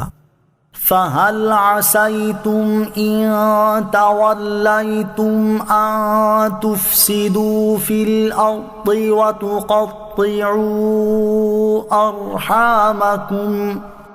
ترجمہ: تو کیا تم اس بات کے قریب ہو کہ اگر تمہیں حکومت ملے تو زمین میں فساد پھیلاؤ اور اپنے رشتے کاٹ دو؟ فَهَلْ عَسَيْتُمْ، تو کیا تم اس بات کے قریب ہو؟ جب منافقوں کو یہ حکم دیا گیا کہ وہ مشرکین کے خلاف جہاد کریں تو انہوں نے جہاد میں شرکت نہ کرنے سے متعلق یہ عذر پیش کیا کہ ہم مشرکوں کے خلاف جہاد کیسے کریں، کیونکہ اس میں ایک خرابی یہ ہے کہ انسانوں کو قتل کرنا زمین میں فساد پھیلانا ہے، اور دوسری خرابی یہ ہے کہ عرب والے ہمارے رشتہ دار ہیں اور ہمارے قبیلوں سے تعلق رکھتے ہیں، تو ان سے جنگ کر کے انہیں قتل کرنا رشتہ داری کو توڑ دینا ہے، اور یہ کوئی اچھا کام نہیں ہے۔ ان کے رد میں اللہ تعالیٰ نے ارشاد فرمایا، اے منافقوں، تم سے یہ بعید نہیں کہ اگر تمہیں حکومت مل جائے تو تم اپنی مرضی کے خلاف کام کرنے والے کو قتل کر کے زمین میں فساد پھیلاؤ اور رشتہ داری توڑ دو۔ کیا دور جاہلیت میں تم آپس میں لڑائی نہیں کرتے تھے؟ اور کیا اس دوران ایک دوسرے کو قتل نہیں کرتے تھے؟ اور تم اپنی بیٹیوں کو زندہ دفن نہیں کرتے تھے؟ کیا تمہاری یہ لڑائیاں قتل اور بیٹیوں کو زندہ دفن کر دینے جیسا گھناؤنا فعل، زمین میں فساد پھیلانا اور رشتہ داری توڑ دینا نہیں تھا؟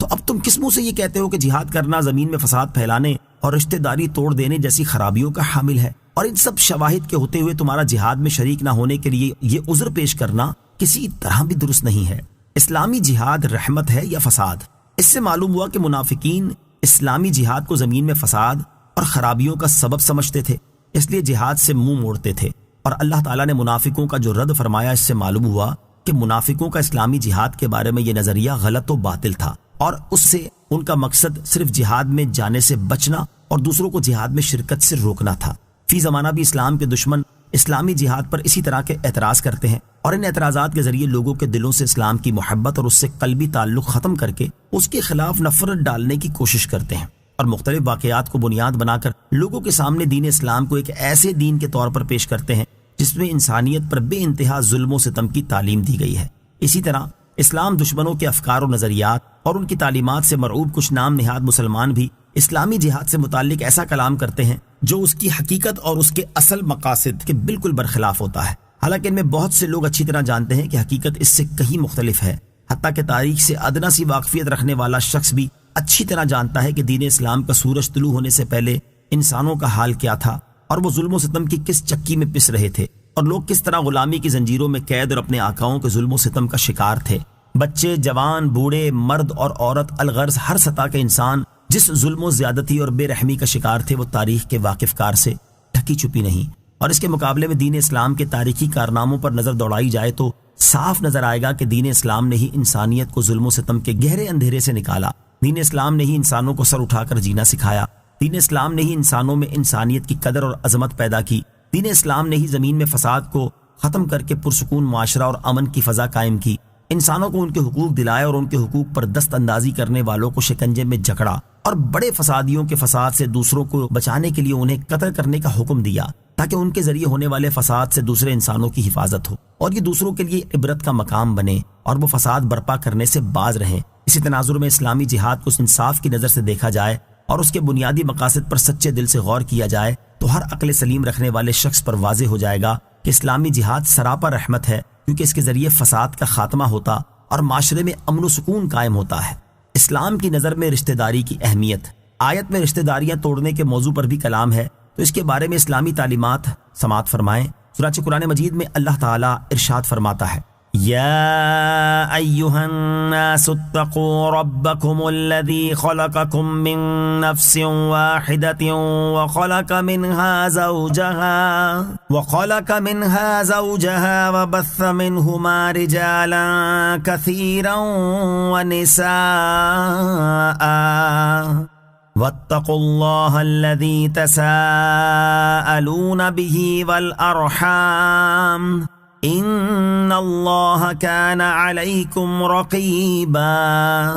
ترجمہ، اے لوگوں اپنے رب سے ڈرو جس نے تمہیں ایک جان سے پیدا کیا اور اسی میں سے اس کا جوڑا پیدا کیا اور ان دونوں سے کثرت سے مرد و عورت پھیلا دیے، اور اللہ سے ڈرو جس کے نام پر ایک دوسرے سے مانگتے ہو اور رشتوں کو توڑنے سے بچو، بے شک اللہ تم پر نگہبان ہے۔ اور ارشاد فرماتا ہے، انما یتذکر اولو الالباب الذین یوفون بعہد اللہ ولا ینقضون المیثاق والذین یصلون ما امر اللہ به ان یوصل ویخشون ربهم ویخافون سوء الحساب۔ ترجمہ، صرف عقل والے ہی نصیحت مانتے ہیں، وہ جو اللہ کا عہد پورا کرتے ہیں اور معاہدے کو توڑتے نہیں، اور وہ جو اسے جوڑتے ہیں جس کے جوڑنے کا اللہ نے حکم دیا، اور اپنے رب سے ڈرتے ہیں اور برے حساب سے خوف زدہ ہیں۔ اور ارشاد فرماتا ہے، والذین ينقضون عہد اللہ من بعد میثاقہ ویقطعون ما امر اللہ به ان یوصل ویفسدون فی الارض اولئک لهم اللعنۃ ولهم سوء الدار۔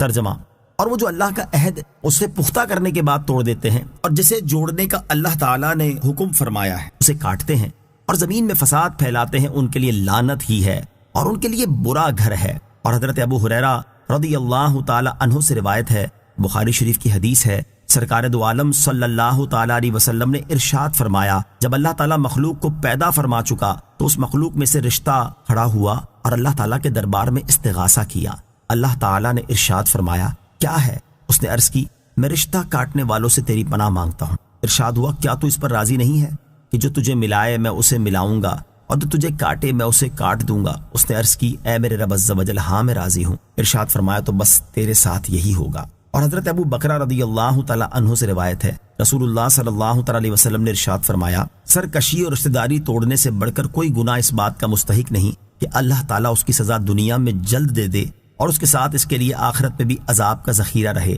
یعنی یہ دونوں گناہ دنیا میں جلد سزا اور آخرت میں عذاب کے زیادہ مستحق ہیں۔ البتہ یاد رہے کہ جہاں عدل و انصاف یا دین کا معاملہ ہو وہاں رشتہ داری کا لحاظ نہ کرنے اور اس کے مقابلے میں دین کو ترجیح دینے کا حکم ہے۔ یہاں قرآن مجید سے اس کی 2 مثالیں سماعت کیجیے۔ چنانچہ اللہ تعالیٰ ارشاد فرماتا ہے، یا ایہا الذین آمنوا کونوا قوامین بالقسط شہداء للہ ولو علی انفسکم او الوالدین والاقربین۔ ترجمہ، اے ایمان والو، اللہ کے لیے گواہی دیتے ہوئے انصاف پر خوب قائم ہو جاؤ، چاہے تمہارے اپنے یا والدین یا رشتہ داروں کے خلاف ہی گواہی ہو۔ اور ارشاد فرماتا ہے، وَإِذَا قُلْتُمْ فَاعْدِلُوا وَلَوْ كَانَ ذَا قُرْبَى وَبِعَهْدِ اللَّهِ أَوْفُوا۔ ترجمہ، اور جب بات کرو تو عدل کرو، اگرچہ تمہارے رشتہ دار کا معاملہ ہو، اور اللہ ہی کا عہد پورا کرو۔ اور جو لوگ اللہ تعالیٰ اور اس کے رسول علیہ الصلوۃ والسلام سے زیادہ رشتہ داروں کو ترجیح دیتے ہیں، ان کے بارے میں اللہ تعالیٰ ارشاد فرماتا ہے، قل إن كان آباؤكم وأبناؤكم وإخوانكم وأزواجكم وعشيرتكم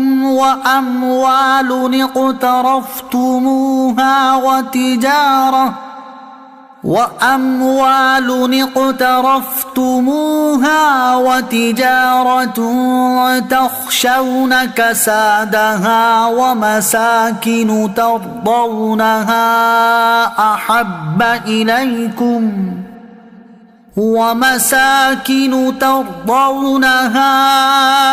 أحب إليكم من الله ورسوله وجهاد في سبيله فتربصوا حتى يأتي الله بأمره واللہ لا یہدی القوم الفاسقین۔ ترجمہ، تم فرماؤ، اگر تمہارے باپ اور تمہارے بیٹے اور تمہارے بھائی اور تمہاری بیویاں اور تمہارا خاندان اور تمہاری کمائی کے مال اور وہ تجارت جس کے نقصان سے تم ڈرتے ہو اور تمہارے پسندیدہ مکانات تمہیں اللہ اور اس کے رسول اور اس کی راہ میں جہاد کرنے سے زیادہ محبوب ہیں، تو انتظار کرو یہاں تک کہ اللہ اپنا حکم لائے، اور اللہ نافرمان لوگوں کو ہدایت نہیں دیتا۔ اولئک الذین لعنہم اللہ فاصمہم واعمی ابصارہم افلا یتدبرون القرآن ام علی قلوب اقفالها۔ ترجمہ، یہ وہ لوگ ہیں جن پر اللہ نے لعنت کی تو اللہ نے انہیں بہرا کر دیا اور ان کی آنکھیں اندھی کر دیں، تو کیا وہ قرآن میں غور و فکر نہیں کرتے بلکہ دلوں پر ان کے تالے لگے ہوئے ہیں۔ اولئک الذین، یہ وہ لوگ ہیں، یعنی یہ فساد پھیلانے والے وہ لوگ ہیں جن پر اللہ تعالیٰ نے لعنت کی اور انہیں اپنی رحمت سے دور کر دیا، تو اس کا اثر یہ ہوا کہ اللہ تعالیٰ نے انہیں واعظ و نصیحت سننے سے بہرا کر دیا اور حق کی رات دیکھنے سے ان کی آنکھیں اندھی کر دیں، اس لیے اب وہ حق راستے کی طرف ہدایت حاصل نہیں کر سکتے۔ افلا یتدبرون القرآن، تو کیا وہ قرآن میں غور و فکر نہیں کرتے؟ یعنی جن کے دلوں میں نفاق کے قفل لگے ہیں وہ نہ تو قرآن کریم میں غور و فکر کر سکتے ہیں اور نہ ہی وہ ہدایت حاصل کر سکتے ہیں، کیونکہ ان کے دلوں پر تالے لگے ہوئے ہیں، جس کی وجہ سے حق کی بات ان میں پہنچ ہی نہیں پاتی۔ تدبر قرآن پاک میں گہرے غور و خوض کو کہتے ہیں، جو تعصبات اور جانبداری سے پاک اور عقل و نقل کے حقیقی تقاضوں کے مطابق ہو۔ ان الذين ارتدوا ارتدوا على أدبارهم من بعد ما تبين لهم الهدى الشيطان سول لهم وأملى لهم. ترجمہ: بے شک وہ لوگ جو اپنے پیچھے پلٹ گئے اس کے بعد کہ ان کے لیے ہدایت بالکل واضح ہو چکی تھی، شیطان نے انہیں فریب دیا اور انہیں لمبی لمبی امیدیں دلائیں. ان الذین ارتدوا علی ادبارہم، بے شک وہ لوگ جو اپنے پشت پیچھے پلٹ گئے، یعنی جو لوگ ہدایت کا راستہ واضح ہو جانے کے بعد ایمان سے کفر کی طرف پلٹ گئے، انہیں شیطان نے دھوکہ دیا اور ان کی نظر میں برائیوں کو ایسا مزین کیا کہ وہ انہیں اچھا سمجھنے لگے، اور انہیں دنیا میں مدتوں رہنے کی امید دلائی کہ ابھی بہت عمر پڑی ہے، خوب دنیا کے مزے اٹھا لو، اور ان پر شیطان کا فریب چل گیا. حضرت قتادہ رضی اللہ تعالی عنہ فرماتے ہیں، اس آیت میں اہل کتاب کے ان کفار کا حال بیان کیا گیا ہے جنہوں نے نبی اکرم علیہ الصلوۃ والسلام کو پہچانا اور آپ کی نعت و صفت اپنی کتاب میں دیکھی، پھر جاننے پہچاننے کے باوجود کفر اختیار کیا. حضرت عبداللہ ابن عباس رضی اللہ تعالی عنہما، ضحاک اور مفسر سدی کا قول ہے کہ ان لوگوں سے مراد منافق ہیں جو ایمان لا کر کفر کی طرف پھر گئے. ذلك بأنهم قالوا للذين كرهوا ما نزل الله سنطيعكم في بعض الأمر والله يعلم إسرارهم.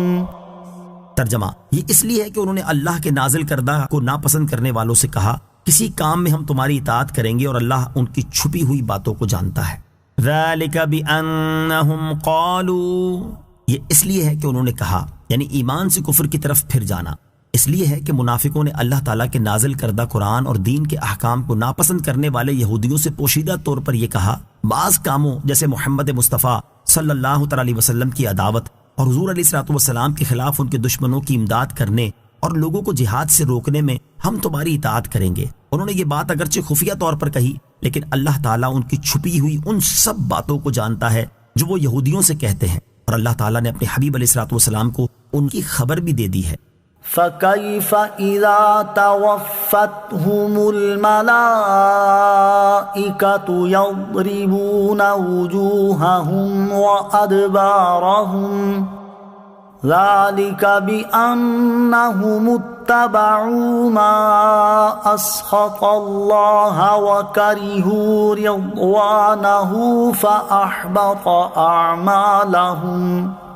ترجمہ: تو ان کا کیسا حال ہوگا جب فرشتے ان کے منہ اور ان کی پیٹھوں پر ضربے مارتے ہوئے ان کی روح قبض کریں گے. یہ اس لیے ہے کہ انہوں نے اللہ کو ناراض کرنے والی بات کی پیروی کی اور انہوں نے اللہ کی خوشنودی کو پسند نہ کیا تو اس نے ان کے اعمال ضائع کر دیے. فَكَيْفَ إِذَا تَوَفَّتْهُمُ الْمَلَائِكَةُ، تو ان کا کیسا حال ہوگا جب فرشتے ان کی روح قبض کریں گے. اس آیت اور اس کے بعد والی آیت کا خلاصہ یہ ہے کہ منافق لوگ اپنی زندگی میں سازشیں کر رہے ہیں، تو اس وقت ان کا کیسا حال ہوگا جب فرشتے ان کی روح قبض کرنے کے لیے ان کے پاس آئیں گے اور وہ ان کے منہ اور ان کی پیٹھوں پر لوہے کے گرزوں سے ضربے مارتے ہوئے ان کی روح قبض کریں گے. ان کی اس ہولناک طریقے سے روح قبض کرنا اس لیے ہے کہ انہوں نے اس بات کی پیروی کی جو اللہ تعالیٰ کو ناراض کرنے والی ہے، اور اس چیز کو ناپسند کیا جس میں اللہ تعالیٰ کی خوشنودی ہے، تو اس وجہ سے اللہ تعالیٰ نے ان کے وہ تمام نیک اعمال ضائع کر دیے جو انہوں نے ایمان کی حالت میں کیے تھے، اور یہ چیز ان کے لیے سزا کا باعث بنی. مفسرین فرماتے ہیں کہ یہاں اللہ تعالیٰ کو ناراض کرنے والی بات سے مراد لوگوں کو رسول کریم صلی اللہ تعالیٰ علیہ وسلم کے ساتھ جہاد میں جانے سے روکنا اور کافروں کی مدد کرنا ہے. جبکہ حضرت عبداللہ ابن عباس رضی اللہ تعالیٰ عنہما فرماتے ہیں وہ بات تورات کے ان مضامین کو چھپانا ہے جن میں رسول کریم علیہ الصلوۃ والسلام کی نعت شریف ہے، اور جس چیز میں اللہ تعالیٰ کی خوشنودی ہے اس سے مراد ایمان و طاعت، مسلمانوں کی مدد اور رسول کریم علیہ الصلوۃ والسلام کے ساتھ جہاد میں حاضر ہونا ہے. ام حسب الذین فی قلوبہم مرض ان لن یخرج اللہ اضغانہم. ترجمہ: کیا جن کے دلوں میں بیماری ہے وہ اس گھمنڈ میں ہے کہ اللہ ان کے چھپے ہوئے بغض و کینے کو ظاہر نہ فرمائے گا. الذین فی قلوبہم مرض، جن کے دلوں میں بیماری ہے، یعنی وہ لوگ جن کے دلوں میں نفاق کی بیماری ہے، کیا وہ اس گھمنڈ میں ہے کہ اسلام اور مسلمانوں کے خلاف ان کے دلوں میں موجود نفرت و عداوت کو اللہ تعالیٰ اپنے حبیب صلی اللہ تعالی علیہ وسلم اور مسلمانوں کے سامنے ظاہر نہیں فرمائے گا اور ان کے معاملات اسی طرح چھپے رہیں گے؟ ایسا نہیں ہے، بلکہ اللہ تعالیٰ انہیں رسوا فرمائے گا اور ان کا پردہ فاش فرما دے گا. وَلَوْ نَشَاءُ لَأَرَيْنَاكَهُمْ فَلَعَرَفْتَهُمْ بِسِيمَاهُمْ وَلَتَعْرِفَنَّهُمْ فِي لَحْنِ الْقَوْلِ وَاللَّهُ يَعْلَمُ أَعْمَالَكُمْ وَلَنَبْلُوَنَّكُمْ حَتَّى نَعْلَمَ الْمُجَاهِدِينَ مِنكُمْ وَالصَّابِرِينَ وَنَبْلُوَ أَخْبَارَكُمْ۔ ترجمہ: اور اگر ہم چاہتے تو تمہیں وہ منافقین دکھا دیتے تو تم انہیں ان کی صورت سے پہچان لیتے، اور ضرور تم انہیں گفتگو کے انداز میں پہچان لوگے، اور اللہ تمہارے اعمال جانتا ہے، اور ضرور ہم تمہیں آزمائیں گے یہاں تک کہ ہم تم میں سے جہاد کرنے والوں اور صبر کرنے والوں کو دیکھ لیں اور تمہاری خبریں آزما لیں۔ وَلَوْ نَشَاءُ لَأَرَيْنَاكَهُمْ، اور اگر ہم چاہتے تو تمہیں وہ منافقین دکھا دیتے۔ ارشاد فرمایا کہ پیارے حبیب صلی اللہ تعالیٰ علیہ وسلم، اگر ہم چاہتے تو آپ کو دلائل اور علامات کے ذریعے ان منافقوں کی پہچان کروا دیتے، یہاں تک کہ آپ انہیں ان کی صورت سے ہی پہچان لیتے۔ حضرت عبداللہ ابن عباس رضی اللہ تعالیٰ عنہما فرماتے ہیں کہ اللہ تعالیٰ نے سورہ برات میں اپنے حبیب صلی اللہ تعالیٰ علیہ وسلم کو منافقوں کی پہچان کروا دی ہے۔ اور حضرت انس رضی اللہ تعالیٰ عنہ فرماتے ہیں، اس آیت کے نازل ہونے کے بعد رسول کریم صلی اللہ تعالیٰ علیہ وسلم سے کوئی منافق پوشیدہ نہ رہا، آپ علیہ الصلوۃ والسلام سب کو ان کی صورتوں سے پہچانتے تھے۔ مزید ارشاد فرمایا کہ اے حبیب صلی اللہ تعالیٰ علیہ وسلم، آپ ضرور انہیں گفتگو کے انداز سے پہچان لوگے، اور وہ اپنے ضمیر کا حال آپ سے چھپا نہ سکیں گے۔ چنانچہ اس کے بعد جو منافق لب ہلاتا تھا تو حضور اکرم علیہ الصلوۃ والسلام اس کے نفاق کو اس کی بات سے اور اس کے انداز کلام سے پہچان لیتے تھے۔ آیت کے آخر میں ارشاد فرمایا کہ اللہ تعالیٰ اپنے بندوں کے تمام اعمال جانتا ہے اور ہر ایک کو اس کے لائق جزا دے گا۔ اس آیت سے معلوم ہوا کہ اللہ تعالیٰ نے اپنے حبیب صلی اللہ علیہ وسلم کو جو بہت سی اقسام کا علم عطا فرمایا ہے، اس میں صورت سے پہچاننا اور بات سے پہچاننا بھی داخل ہے۔ وَلَنَبْلُوَنَّكُمْ، اور ضرور ہم تمہیں آزمائیں گے۔ ارشاد فرمایا کہ اے لوگو، ہم تمہیں جہاد کا حکم دے کر ضرور آزمائش میں ڈالیں گے، یہاں تک کہ ہم تم میں سے جہاد کرنے والوں اور اس پر صبر کرنے والوں کو ظاہر فرما دیں اور تمہاری خبروں کو آزما لیں، تاکہ ظاہر ہو جائے کہ طاعت و اخلاص کے دعوے میں تم میں سے کون سچا ہے۔ ان الذين كفروا وصدوا عن سبيل الله وشاقوا الرسول من بعد ما تبين لهم الهدى الرسول من بعد ما تبين لهم الهدى لن يضروا الله شيئا وسيحبط أعمالهم۔ ترجمہ: بے شک جنہوں نے کفر کیا اور اللہ کی راہ سے روکا اور رسول کی مخالفت کی، اس کے بعد کہ ان کے لیے ہدایت بالکل ظاہر ہو چکی تھی، وہ ہرگز اللہ کو کچھ نقصان نہیں پہنچا سکیں گے، اور بہت جلد اللہ ان کے اعمال برباد کر دے گا۔ ان الذين كفروا وصدوا عن سبيل الله،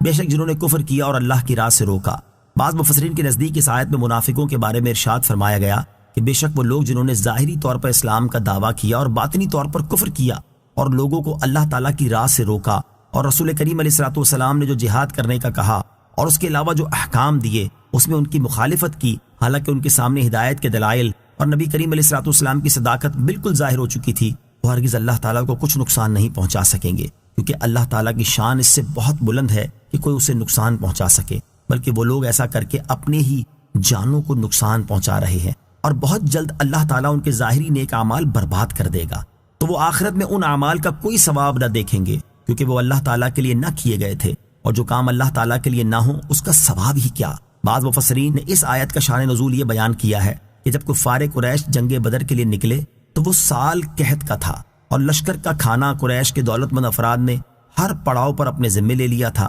مکہ مکرمہ سے نکل کر سب سے پہلا کھانا ابو جہل کی طرف سے تھا، جس کے لیے اس نے 10 اونٹ ذبح کیے تھے، پھر صفوان نے عثفان کے مقام میں 9 اونٹ، پھر سہل نے قدیت کے مقام میں 10 اونٹ ذبح کیے۔ یہاں سے وہ لوگ سمندر کی طرف پھر گئے اور رستہ گم ہو گیا، تو ایک دن ٹھہرے رہے، وہاں شیبہ کی طرف سے کھانا ہوا اور 9 اونٹ ذبح ہوئے، پھر ابوا کے مقام میں پہنچے، وہاں مکیس جمحی نے 9 اونٹ ذبح کیے۔ حضرت عباس کی طرف سے بھی دعوت ہوئی، اس وقت تک آپ مشرف باسلام نہ ہوئے تھے، آپ کی طرف سے 10 اونٹ ذبح کیے گئے، پھر حارث کی طرف سے 9 اور ابو البختری کی طرف سے بدر کے چشمے پر 10 اونٹ ذبح ہوئے۔ ان کھانا دینے والوں کے بارے میں یہ آیت نازل ہوئی۔ اس صورت میں آیت کا معنی یہ ہوگا کہ بے شک وہ لوگ جنہوں نے خود کفر کیا اور دوسروں کو اللہ تعالیٰ کے دین اسلام میں داخل ہونے سے روکا اور رسول کریم علیہ الصلوۃ والسلام کی رسالت کا حق ہونا بالکل ظاہر ہونے کے بعد ان کی مخالفت کی، وہ اپنے کفر اور لوگوں کو روکنے کے ذریعے ہرگز اللہ عز و جل کو کچھ نقصان نہیں پہنچا سکیں گے، اور بہت جلد اللہ تعالیٰ ان کے وہ اعمال برباد کر دے گا جو انہوں نے اللہ تعالیٰ کے دین کو مٹانے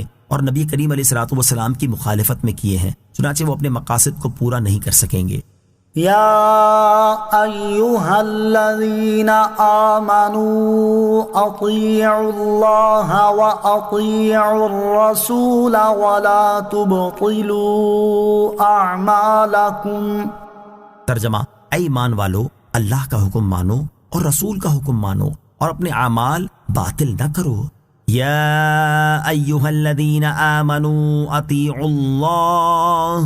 اے ایمان والو اللہ کا حکم مانو۔ اس سے پہلی آیت میں بیان ہوا کہ کافروں نے حضور اقدس صلی اللہ تعالیٰ علیہ وسلم کی مخالفت کی، اور اس آیت میں ایمان والوں کو حکم دیا جا رہا ہے کہ وہ اللہ تعالیٰ اور اس کے رسول صلی اللہ تعالیٰ علیہ وسلم کی اطاعت کرتے رہیں۔ چنانچہ اس آیت میں پہلے یہ ارشاد فرمایا گیا کہ اے ایمان والو، تم جو اللہ تعالیٰ اور اس کے رسول علیہ الصلوۃ والسلام پر ایمان لائے ہو اور ان کی اطاعت کرتے ہو، اس ایمان اور اطاعت پر قائم رہو۔ اس کے بعد ارشاد فرمایا کہ ریاکاری یا منافقت کر کے اپنے اعمال باطل نہ کرو، کیونکہ اللہ تعالیٰ اسی عمل کو قبول فرماتا ہے جو ریاکاری اور نفاق سے خالی ہو اور صرف اللہ تعالیٰ کی رضا حاصل کرنے کے لیے کیا گیا ہو۔ عمل کو باطل کرنا منع ہے۔ اس آیت میں عمل کو باطل کرنے کی ممانعت فرمائی گئی ہے، لہٰذا آدمی جو عمل شروع کرے، خواہ وہ نفلی نماز یا روزہ یا کوئی اور ہی عمل ہو، اس پر لازم ہے کہ اس کو باطل نہ کرے بلکہ اسے پورا کرے۔ نیک اعمال کو برباد کر دینے والے اعمال، یہاں آیت کی مناسبت سے ہم 6 ایسے اعمال ذکر کرتے ہیں جو نیک اعمال کو باطل اور برباد کر دیتے ہیں، تاکہ لوگ ان سے بچیں اور اپنے اعمال کو برباد ہونے سے بچائیں۔ نمبر 1، کفر و شرک، چنانچہ اللہ تعالیٰ ارشاد فرماتا ہے والذین کذبوا بآیاتنا ولقاء الآخرة حبطت اعمالهم هل يجزون الا ما كانوا يعملون۔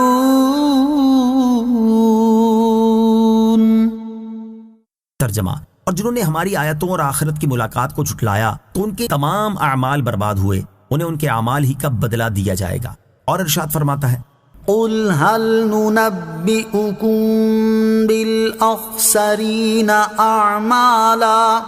الذين ضل سعيهم في الحياة الدنيا وهم يحسبون أنهم يحسنون صنعا أولئك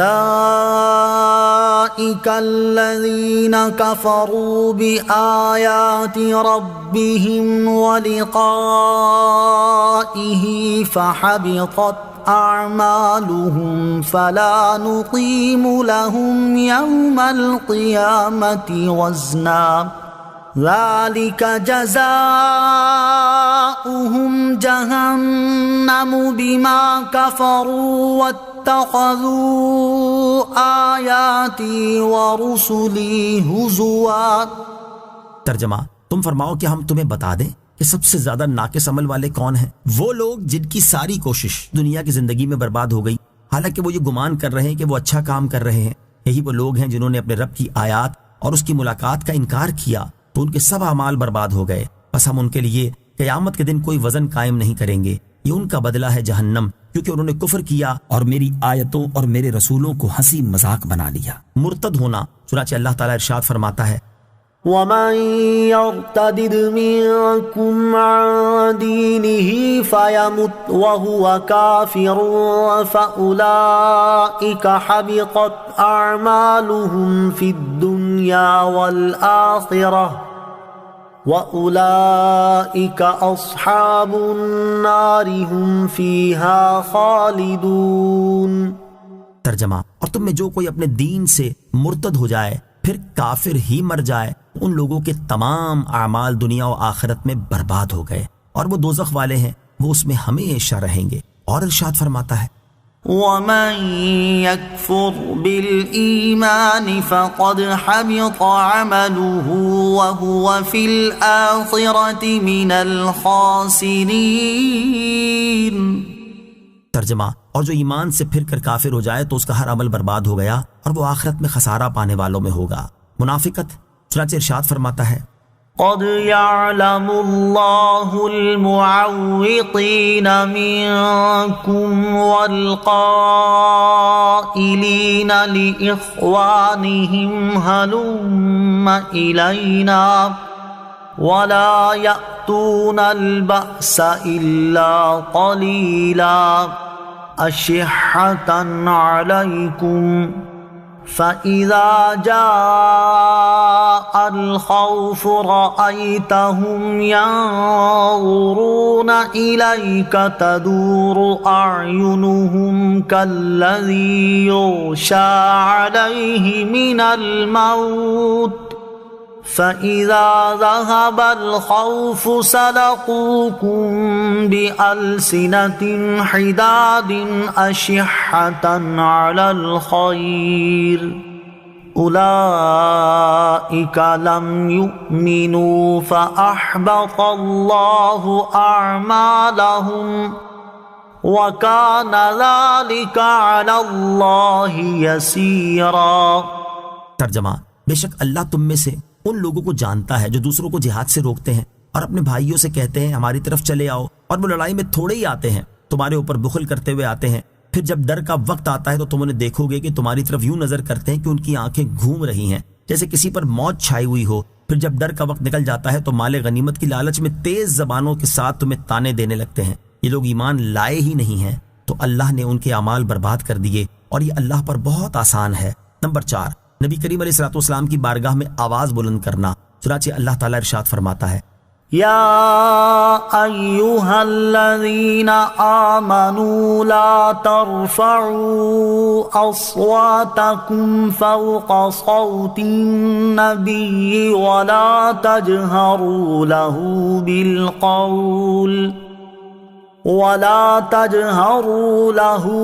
بالقول كجهر بعضكم لبعض أن تحبط أعمالكم وأنتم لا تشعرون۔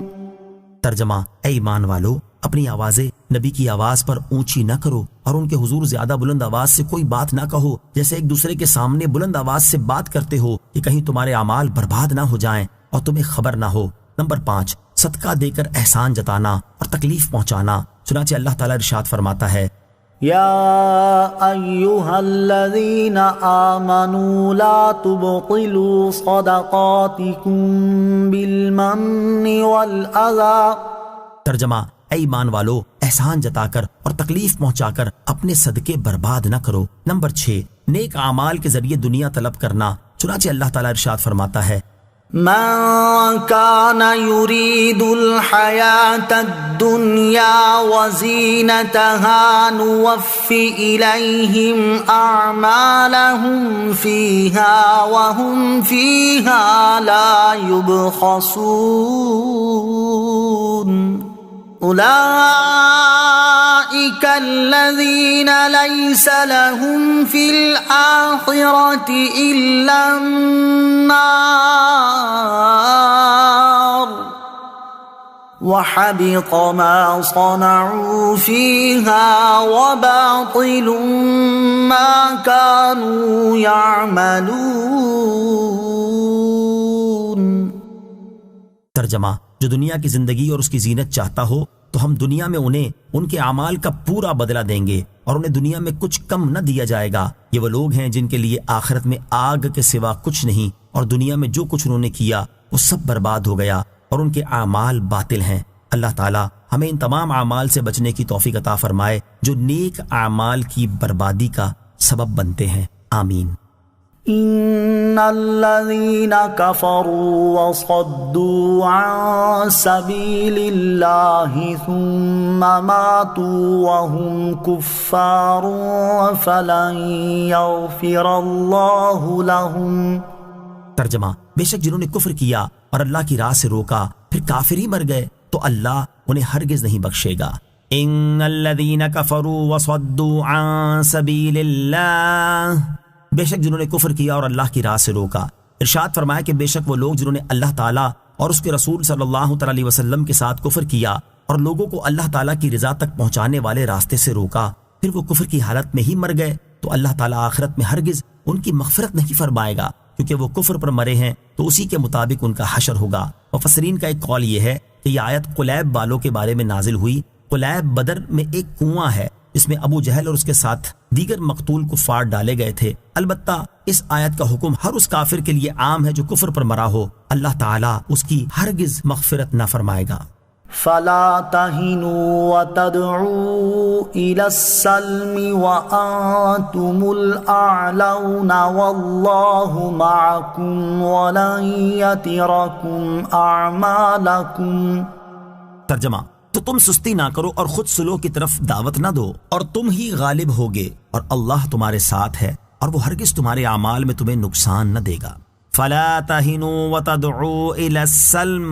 تم سستی نہ کرو اور خود صلح کی طرف دعوت نہ دو۔ یہاں آیت میں اگرچہ رسول اللہ صلی اللہ تعالی علیہ وسلم کے صحابہ کرام سے خطاب فرمایا جا رہا ہے، لیکن اس حکم میں تمام مسلمان شامل ہیں، اور آیت کا خلاصہ یہ ہے کہ جب تمہارے سامنے بیان کر دیا گیا کہ اللہ تعالیٰ تمہارے دشمنوں کے اعمال باطل کر دے گا اور ان کی مغفرت نہیں فرمائے گا، تو تم دشمنوں کے مقابلے میں کمزوری نہ دکھاؤ اور کفار کو خود صلح کی طرف دعوت نہ دو، کیونکہ اس میں ذلت ہے، اور ان سے جنگ کرو، اس میں تم ہی ان پر غالب ہوگے، اور اللہ تعالیٰ اپنی مدد اور نصرت سے تمہارے ساتھ ہے، تو جس کے ساتھ اللہ تعالیٰ ہو وہی غالب آئے گا۔ اور یاد رکھو، اللہ تعالیٰ ہرگز تمہارے اعمال میں تمہیں نقصان نہ دے گا، بلکہ تمہیں اعمال کا پورا پورا اجر عطا فرمائے گا۔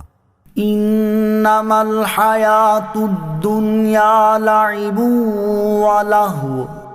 وَإِن تُؤْمِنُوا وَتَتَّقُوا يُؤْتِكُمْ أُجُورَكُمْ وَلَا يَسْأَلْكُمْ أَمْوَالَكُمْ إِن يَسْأَلْكُمُوهَا فَيُحْفِكُمْ تَبْخَلُوا وَيُخْرِجْ أَضْغَانَكُمْ۔ ترجمہ، دنیا کی زندگی تو یہی کھیل کود ہے، اور اگر تم ایمان لاؤ اور پرہیزگاری کرو تو وہ تمہیں تمہارے ثواب عطا فرمائے گا، اور کچھ تم سے تمہارے مال نہ مانگے گا۔ اگر اللہ تم سے تمہارے مال طلب کرے اور زیادہ طلب کرے تو تم بخل کرو گے، اور وہ بخل تمہارے دلوں کے کھوٹ کو ظاہر کر دے گا۔ انما الحیات الدنیا لعب ولہو،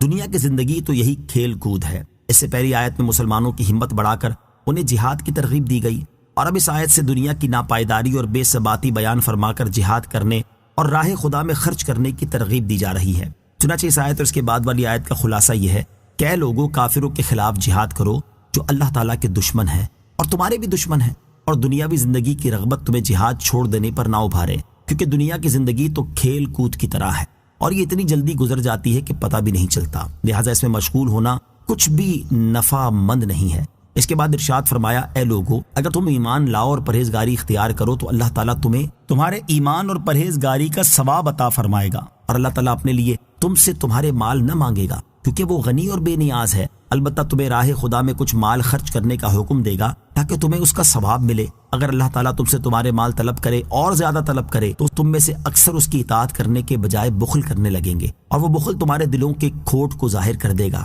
کیونکہ انسان فطری طور پر مال سے محبت کرتا ہے، اور جس سے اس کی محبوب چیز لے لی جائے تو اس کے دل میں موجود باتیں ظاہر ہو جاتی ہیں۔ تو یہ اللہ تعالیٰ کی اپنے بندوں پر رحمت ہے کہ وہ ان پر ایسے احکام نافذ نہیں فرماتا جنہیں پورا کرنا انتہائی دشوار ہو۔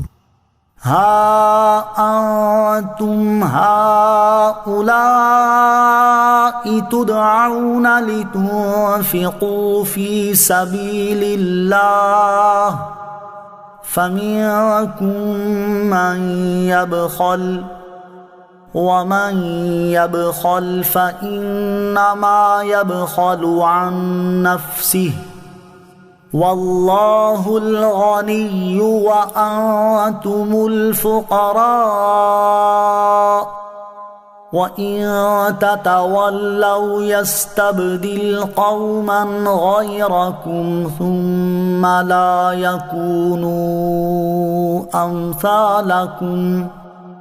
ترجمہ، ہاں کہ تم ہو جو بلائے جاتے ہو تاکہ تم اللہ کی راہ میں خرچ کرو، تو تم میں کوئی بخل کرتا ہے، اور جو بخل کرے وہ اپنی ہی جان سے بخل کرتا ہے، اور اللہ بے نیاز ہے اور تم سب محتاج ہو، اور اگر تم منہ پھیرو گے تو وہ تمہارے سوا اور لوگ بدل دے گا، پھر وہ تم جیسے نہ ہوں گے۔ ہا انتم ہؤلاء تدعون، ہاں یہ تم ہو جو بلائے جاتے ہو۔ ارشاد فرمائے کہ ہاں تم لوگوں کو اللہ تعالیٰ کی راہ میں وہاں خرچ کرنے کے لیے بلایا جاتا ہے جہاں خرچ کرنا تم پر ضروری ہے۔ تو تم میں کوئی صدقہ دینے اور فرض ادا کرنے میں بخل کرتا ہے، اور جو بخل کرے وہ اپنی ہی جان سے بخل کرتا ہے، کیونکہ وہ خرچ کرنے کے ثواب سے محروم ہو جائے گا اور بخل کرنے کا نقصان اٹھائے گا۔ اللہ تعالیٰ تمہارے صدقات اور طاعات سے بالکل بے نیاز ہے، اور تم سب اس کے فضل و رحمت کے محتاج ہو۔ تو وہ تمہیں جو بھی حکم دیتا ہے تمہارے فائدے کے لیے ہی دیتا ہے۔ اگر تم اس پر عمل کرو گے تو نفع اٹھاؤ گے، اور نہیں کرو گے تو نقصان بھی تمہیں ہی ہوگا۔ اور یاد رکھو، اگر تم اللہ تعالیٰ اور اس کے رسول صلی اللہ تعالیٰ علیہ وسلم کی اطاعت سے منہ پھیرو گے تو وہ تمہیں ہلاک کر دے گا اور تمہاری جگہ دوسرے لوگوں کو پیدا کر دے گا۔ پھر وہ تم جیسے نافرمان نہ ہوں گے، بلکہ انتہائی اطاعت گزار اور فرما بردار ہوں گے۔ فرض جگہ پر مال خرچ کرنے کا دینی اور دنیاوی فائدہ۔ یاد رہے کہ بعض مقامات پر مال خرچ کرنا اللہ تعالیٰ نے فرض فرمایا ہے، جیسے حقدار کو زکوٰۃ دینا، اور یہ اس وجہ سے ہرگز نہیں ہے کہ اللہ تعالیٰ کو لوگوں کے مال کی حاجت ہے، کیونکہ اللہ تعالیٰ تمام حاجتوں سے بے نیاز ہے، بلکہ بندے ہی ہر طرح سے اس کے محتاج ہیں۔ اور اللہ تعالیٰ نے ان پر جو مال خرچ کرنا فرض فرمایا اس میں بندوں کا ہی دینی اور دنیاوی فائدہ ہے۔ دینی فائدہ تو یہ ہے کہ مال خرچ کرنے کی صورت میں وہ ثواب کے حقدار ٹھہریں اور نہ خرچ کرنے کے وبال سے بچ جائیں گے، جبکہ دنیاوی فائدہ یہ ہے کہ اگر اپنے معاشرے کے غریب اور مفلوق الحال لوگوں کو زکوٰۃ ملے گی تو انہیں معاشی سکون نصیب ہوگا، معاشرے سے غربت اور محتاجی کا خاتمہ ہوگا۔ اسلام کے ابتدائی زمانے میں ایک دور ایسا آ چکا ہے جس میں مالدار مسلمان اسلام کے احکام پر پوری طرح عمل کرتے ہوئے اپنی زکوٰۃ وغیرہ غریب مسلمانوں پر خوب خرچ کیا کرتے تھے،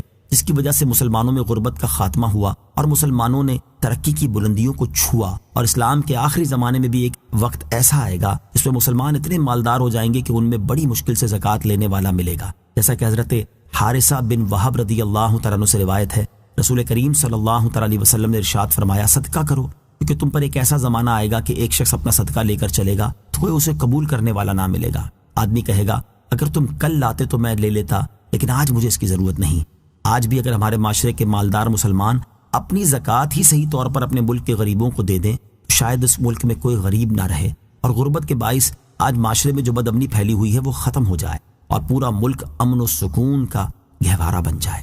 بخل کرنے کا دینی اور دنیاوی نقصان۔ بخل کرنے کے بہت سے دینی اور دنیاوی نقصانات ہیں، ہم یہاں اس کے 5 دینی اور 6 دنیاوی نقصانات ذکر کرتے ہیں تاکہ لوگ بخل کرنے سے بچیں۔ چنانچہ اس کے دینی نقصانات یہ ہیں۔ نمبر 1، بخل کرنے والا کبھی کامل مومن نہیں بن سکتا، بلکہ کبھی بخل ایمان سے بھی روک دیتا ہے اور انسان کو کفر کی طرف لے جاتا ہے، جیسے قارون کو اس کے بخل نے کافر بنا دیا۔ نمبر 2، بخل کرنے والا گویا کہ اس درخت کی شاخ پکڑ رہا ہے جو اسے جہنم کی آگ میں داخل کر کے ہی چھوڑے گی۔ نمبر 3، بخل کی وجہ سے جنت میں داخل ہونے سے روکا جا سکتا ہے۔ نمبر 4، بخل کرنے والا مال خرچ کرنے کے ثواب سے محروم ہو جاتا اور نہ خرچ کرنے کے وبال میں مبتلا ہو جاتا ہے۔ نمبر 5، بخل کرنے والا حرص جیسی خطرناک باطنی بیماری کا شکار ہو جاتا ہے اور اس پر مال جمع کرنے کی دھن سوار ہو جاتی ہے اور اس کے لیے وہ جائز ناجائز تک کی پرواہ کرنا چھوڑ دیتا ہے۔ اور بخل کے دنیاوی نقصانات یہ ہیں۔ نمبر 1، بخل آدمی کی سب سے بدتر خامی ہے۔ نمبر 2، بخل ملامت اور رسوائی کا ذریعہ ہے۔